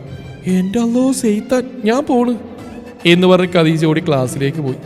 അയ്യോ പോവനെ, ഉത്തരം പറഞ്ഞിട്ട് ഓടി. ഷോ പോയി. കാശി വിളിച്ചു പറഞ്ഞു. എന്താ പോയി ഒരിളക്കം? നീലി കാശിയോട് ചോദിച്ചു. അവൻ അവളെ നോക്കി നാണത്തോടെ പുഞ്ചിരിച്ചു. അയ്യേ എന്തോന്നിടേ, വിക്കി അവനെ കളിയാക്കി. ഓ അതൊക്കെ വിട്, അടുത്ത ഭൂമികൾക്കത്തിൽ നിന്ന് എങ്ങനെ രക്ഷപ്പെടുന്ന ആലോചിക്ക്. ഇനി എന്ത് ഭൂമികൾക്കും? എല്ലാം ചവിട്ടി തീർത്തില്ലേ? കാശി, ഇനിയാണ് ചേട്ടാ പ്രശ്നം. ഒരു കൊടുങ്കാറ്റ് വരാൻ പോണേയുള്ളൂ, നീലി തലയിൽ കൈവച്ച് പറഞ്ഞു. അതേത് കൊടുങ്കാറ്റ്? വിക്കി ചോദിക്കലും നീലിയുടെ കാതിലൊരു പിടി വീണു. പിന്നെ അവിടെ കൈ പിടിച്ച് തിരിച്ചു. ആ വിട് വിട്. നീലി നിന്ന് തുള്ളാൻ തുടങ്ങി. അതുകണ്ട് വിക്കിയുടെ മുഖം ദേഷ്യം കൊണ്ട് ചുവന്നു. ഏയ് താനേതാ? താനെന്താ കാണിക്കുന്നേ? നീലിയുടെ കയ്യിൽ പിടിച്ച ആളോട് കാശി ചോദിച്ചു. ഒരു റെഡ് ഷർട്ടും ബ്ലൂ ജീനും ഇട്ട് നല്ല കട്ട താടിയൊക്കെ വെച്ചൊരു ചുള്ളനാണ് അവിടെ കൈ പിടിച്ച്. അത് ചോദിക്കാൻ താനാരാ? കാശിയോട് അയാൾ ചോദിച്ചു. ഞാൻ അവിടെ ഏട്ടനായിട്ട് വരും, കാശി പറഞ്ഞു. ആണോ? അതേതാടി ഞാനറിയാത്തൊരു ഏട്ടൻ നിനക്ക്? നമ്മുടെ അച്ഛന് എൻ്റെ അറിവിൽ നമ്മൾ 2 മക്കളല്ലേ ഉള്ളൂ. അയാൾ നീലിയുടെ തലയിൽ കൊട്ടുകൊടുത്തിട്ട് ചോദിച്ചു. ആ നീര, എനിക്ക് വേദനിച്ചുട്ടോ എന്നും പറഞ്ഞ് അവൾ തലയും കൈയും തടവി. നിരഞ്ജൻ മേനോൻ, ഇവിടെ ഏട്ടൻ, ഇവിടെ പ്രൊഫസറാ. നിരഞ്ജൻ വിക്കിയുടെ നേരെ കൈ നീട്ടിയിട്ട് പറഞ്ഞു. ഓ, ഇവളുടെ ഏട്ടനാണോ? കണ്ടാ പറയില്ല കേട്ടോ, നല്ല ഐശ്വര്യമുള്ള മുഖം. ഇതുപോലെ പേടിയൊന്നുമില്ല കണ്ട. അത് കേട്ടതും നിരഞ്ജൻ ചിരി കടിച്ചു പിടിച്ചു. നീ പോക്കാ. നിരഞ്ജന് നോട്ടം കണ്ടതും പറയാമെന്ന് നീലി പകുതിക്ക് വിഴുങ്ങി. വീക്ഷിത് വിനായക്, വീക്ഷയുടെ ഏട്ടനാണ്. അവൻ നിരഞ്ജനെ കൈ പിടിച്ചുകൊണ്ട് പറഞ്ഞു. നിരഞ്ജൻ വിച്ചുവിനെ പാളി നോക്കി. ഞാൻ കാശിനാഥ്, വിച്ചുവിൻ്റെ ഏട്ടൻ തന്നെ. കാശി നിരഞ്ജനെ പരിചയപ്പെട്ടു. ഇവളെങ്ങനെയാണ് സാർ ക്ലാസ്സിൽ? വിക്കി വിച്ചുവിനെ ചേർത്ത് പിടിച്ചുകൊണ്ട് ചോദിച്ചു. നല്ല കുട്ടിയാ, ആകെയുള്ള കുഴപ്പം ഇവള് കൂടെ ഉള്ളതാ. നിരഞ്ജൻ നീലിയുടെ തലയിൽ ഒരു കൊട്ടുകൊടുത്തിട്ട് പറഞ്ഞു. ദേ കുറെ നേരമായി തുടങ്ങിയിട്ട് ഏട്ടനാണെന്ന് നോക്കില്ല, ചവിട്ടി കൂട്ടും ഞാൻ. അറിയാലോ, ഞാൻ കരാട്ടെ ബ്ലാക്ക് ബെൽറ്റാ.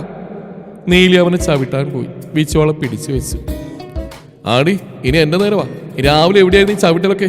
ഇയാൾ വന്നില്ലെങ്കിൽ കാണായിരുന്നല്ലോ. നിരഞ്ജൻ പറഞ്ഞു. ഇതൊക്കെ എങ്ങനെ കണ്ടു? നീലി ചോദിച്ചു. കോളേജ് ഗ്രൂപ്പ് എടുത്ത് നോക്ക്, വീഡിയോ വൈറലാ. നിരഞ്ജൻ. അത് പിന്നെ എന്റെ വിച്ചുവിനെ ഉപദ്രവിക്കാൻ നോക്കിയോണ്ടല്ലേ? അത് കേട്ടപ്പോൾ നിരഞ്ജൻ വിച്ചുവിനെ നോക്കി. അവൾ തലതാഴ്ത്തി നിന്നു. പിന്നെ ഏട്ടനൊരു കാരണമല്ലേ? നീലി ഒരു കള്ളച്ചിരിയോടെ നിരഞ്ജനെ നോക്കി കണ്ണിറുക്കിക്കൊണ്ട് ചോദിച്ചു. അതെന്താ കാര്യം? വിക്കി സംശയത്തോടെ വിച്ചുവിനെ നോക്കി. അതുണ്ടല്ലോ, ആ അരുണിക്ക് നമ്മളെ ഏട്ടനോട് ചെറിയൊരു പ്രേമരോഗം. ഏട്ടൻ നോ പറഞ്ഞു. അപ്പൊ ഏട്ടൻ പിടികൊടുക്കാത്തതിന്റെ ദേഷ്യവും ഈ അനിയത്തിയോടുണ്ട്. ഈ ഏട്ടൻ എന്താ അവളെ പ്രേമിച്ചാ? നീലി ചോദിച്ചു. ഡീഡി വേണ്ടാട്ടോ, താൻ ഓക്കെ അല്ലേ? നിരഞ്ജൻ വിച്ചുവിനോട് ചോദിച്ചു. അതെ സാർ. നിങ്ങൾ ഏതായാലും ഒന്ന് പോകുന്നല്ലേ, വൈകുന്നേരം ആക്കണ്ട, ഇപ്പൊ തന്നെ പോയിക്കോ. നിരഞ്ജൻ വിച്ചുവിനെയും ബാക്കിയുള്ളവരെയും നോക്കി പറഞ്ഞു. ഞങ്ങളിവിടെ കൊണ്ടുപോകാൻ തന്നെ വന്ന്. നീ എൻ്റെ കൂടെ വാടി, അപ്പൊ കാണാം കേട്ടോ. നിരഞ്ജൻ നീലിയുടെ കൈ പിടിച്ച് കൊണ്ടുപോയി.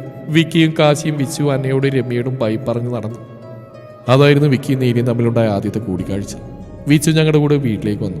2 ദിവസം കഴിഞ്ഞ് അവൾ അച്ഛൻ്റെ കൂടെ തിരിച്ചുപോയി. ഞങ്ങൾ ട്രെയിനിങ്ങിനും. അവിടെ എത്തിയിട്ടും വിക്കിയുടെ മനസ്സിൽ നീലി തന്നെയായിരുന്നു. വിച്ചുവിനെ വിളിച്ചാൽ നീലിയോട് സംസാരിക്കാതെ വെക്കാറില്ല, കൂടുതലും തല്ലുപിടുത്തം തന്നെ. മാസത്തിൽ വിച്ചുവിനെ കാണാനെന്ന് പറഞ്ഞ് പോയി അവൻ നീലിയെയും കാണും. പിന്നെ കോളേജിൽ പ്രശ്നങ്ങളൊന്നും ഉണ്ടായിട്ടില്ലെന്നും അവർ പറഞ്ഞു. പിന്നെ വിക്കിയും നീലിയും തമ്മിൽ ആർക്കും പിരിക്കാൻ പറ്റാത്ത രീതിയിൽ പ്രണയം വളർന്നു. ട്രെയിനിങ് സമയത്ത് കോളിംഗ് അധികം പറ്റില്ല, അതുകൊണ്ട് മെസ്സേജ് അയക്കലാണ് കൂടുതൽ. അങ്ങനെ ദിവസങ്ങൾ പോയി. ഒരു ദിവസം വിച്ചു അവൾക്ക് നാട്ടിലേക്ക് വരണമെന്ന് പറഞ്ഞു. അവൾ നീലിയുമായി തെറ്റിയെന്നും ഇനി അവിടെ നിൽക്കാൻ പറ്റില്ലെന്നൊക്കെ പറഞ്ഞ് ബഹളായിരുന്നു ഫോണിലൂടെ. നീലിയുടെ സ്റ്റാറ്റസിന് വിച്ചു പോരായെന്ന് അവൾ പറഞ്ഞു എന്ന് പറഞ്ഞ് വിച്ചു കരച്ചിലായിരുന്നു. വിക്കി നീലിയെ വിളിച്ചെങ്കിലും ഫോൺ എടുത്തില്ല. മെസ്സേജിന് മറുപടിയൊന്നും വന്നില്ല. അപ്പോൾ എന്തോ പ്രശ്നമുണ്ടെന്ന് ഞങ്ങൾക്ക് തോന്നി. പിറ്റേന്ന് ഞാനും വിക്കിയും കൂടി അവിടെ കോളേജിലേക്ക് പോയി. ഒരു ഉച്ചയാകുമ്പോഴേക്കും ഞങ്ങൾ എത്താമെന്ന് പറഞ്ഞിരുന്നു. പക്ഷേ ഞാൻ കാരണം, എൻ്റെ ചെറിയൊരു തെറ്റ് കാരണം എൻ്റെ വിച്ചു. കാശി സംസാരിക്കാൻ പറ്റാതെ നിന്നു. യാസി അവൻ്റെ തോളിൽ കൈവച്ച് സമാധാനിപ്പിച്ചു. ഞങ്ങൾ ഏകദേശം ഉച്ചയ്ക്ക് കോളേജിൽ എത്താനായപ്പോൾ ഞാൻ നിർബന്ധിച്ചിട്ടാ വിക്കി വണ്ടി ഒരു മാളിലേക്ക് വിട്ട്. അന്ന് അവൻ്റെ പിറന്നാളായിരുന്നു. ട്രീറ്റിനായി അവനെയും കൊണ്ട് അവിടെ കയറി ഫുഡ് കഴിച്ചു. ഞങ്ങളൊരു സിനിമക്ക് കയറി. അതും എൻ്റെ നിർബന്ധക്കാരനായിരുന്നു. അവൻ പറഞ്ഞതാ വിച്ചുവിനെയും കൊണ്ട് വരാമെന്നും. ഞാൻ ആ വാശി പിടിച്ച്. വിച്ചുവിൻ്റെയും നീലിയുടെയും ചെറിയ എന്തെങ്കിലും പിണക്കാവുന്ന ഞാൻ കരുതിയേ. അത് അവർ തന്നെ തീർക്കട്ടെ എന്ന് കരുതി ഞാൻ അവർക്ക് 2 പേർക്കും മെസ്സേജ് അയച്ചിരുന്നു. ഞങ്ങൾക്ക് ഇടങ്ങേറാവണ്ടെന്ന് കരുതി ഫോൺ സ്വിച്ച് ഓഫ് ചെയ്തിരുന്നു. സിനിമ കഴിഞ്ഞ് ഞങ്ങൾ കോളേജിൽ പോയപ്പോൾ അവിടെ ആരും ഉണ്ടായിരുന്നില്ല. വാച്ച്മാനോട് ചോദിച്ചപ്പോൾ ഉച്ചയ്ക്ക് എന്നെ ക്ലാസ് വിട്ടിരുന്നു എന്ന് പറഞ്ഞു. ഫോൺ ഓൺ ചെയ്തപ്പോൾ വിച്ചുവിൻ്റെ കുറേ മിസ്ഡ് കോൾ ഉണ്ടായിരുന്നു. ഞങ്ങൾ വേഗം കോളേജിലേക്ക് നടന്നു. അവിടെ എത്തിയപ്പോൾ ഞങ്ങൾ കണ്ടത് 2ാമത്തെ നിലയിൽ നിന്ന് താഴേക്ക് കയറുന്ന ഞങ്ങളുടെ വിച്ചുവിനെയാണ്. മുകളിലേക്ക് നോക്കിയപ്പോൾ കണ്ടു അന്ന് ഞങ്ങളുമായിട്ട് അടിയുണ്ടാക്കിയവർ. പക്ഷെ അവരെ നോക്കാൻ സമയമില്ലായിരുന്നു. ഞങ്ങൾ വിച്ചുവിനെയും കൊണ്ട് ഹോസ്പിറ്റലിലേക്ക് പോയി. ജീവൻ രക്ഷപ്പെട്ടെങ്കിലും എൻ്റെ വിച്ചു, അവളൊന്ന് അനങ്ങാൻ വയ്യാതെ കട്ടിൽ തളക്കപ്പെട്ടു. ഞങ്ങൾ നേരത്തെ എത്തിയിരുന്നെങ്കിൽ അവൾക്കൊന്നും പറ്റില്ലായിരുന്നു. കാശി വിതുമ്പിപ്പോയി. അപ്പം അമ്മമാരൊന്നും ചെയ്തില്ലേ? രചന ദേഷ്യത്തോടെ ചോദിച്ചു. ഞാനും വിക്കി അവരെ കൊല്ലാൻ ഇറങ്ങിയതാ, പക്ഷെ അമ്മ തടഞ്ഞു. പിന്നെ കേസ് കൊടുത്തെങ്കിലും പണത്തിൻ്റെ അധികാരത്തിൻ്റെയും ബലത്തിൽ അവർ രക്ഷപ്പെട്ടു. പരീക്ഷകൾ കോപ്പി അടിച്ചിട്ട് പിടിച്ചതിന് അവൾ ആത്മഹത്യ ചെയ്യാൻ നോക്കിയതാണെന്ന് അവർ വരുത്തി തീർത്തു. അതിന് സാക്ഷികളായത് അന്നയും രമ്യയും ഖദീജയും. അത് കള്ളമാണെന്ന് വാദിച്ച് വീണ്ടും കേസുമായി പോയപ്പോൾ അവർ വീട്ടിൽ വന്ന് ഭീഷണിപ്പെടുത്തി. വിക്കിക്ക് ആക്സിഡൻ്റ് ആക്കി. അതോടെ അച്ഛൻ കേസ് പിൻവലിച്ചു. അമ്മ വിച്ചുവിൻ്റെ തലയിൽ കൈവെപ്പിച്ച് ഞങ്ങളെ കൊണ്ടൊന്നും ചെയ്യില്ല സത്യം ചെയ്യിച്ചു.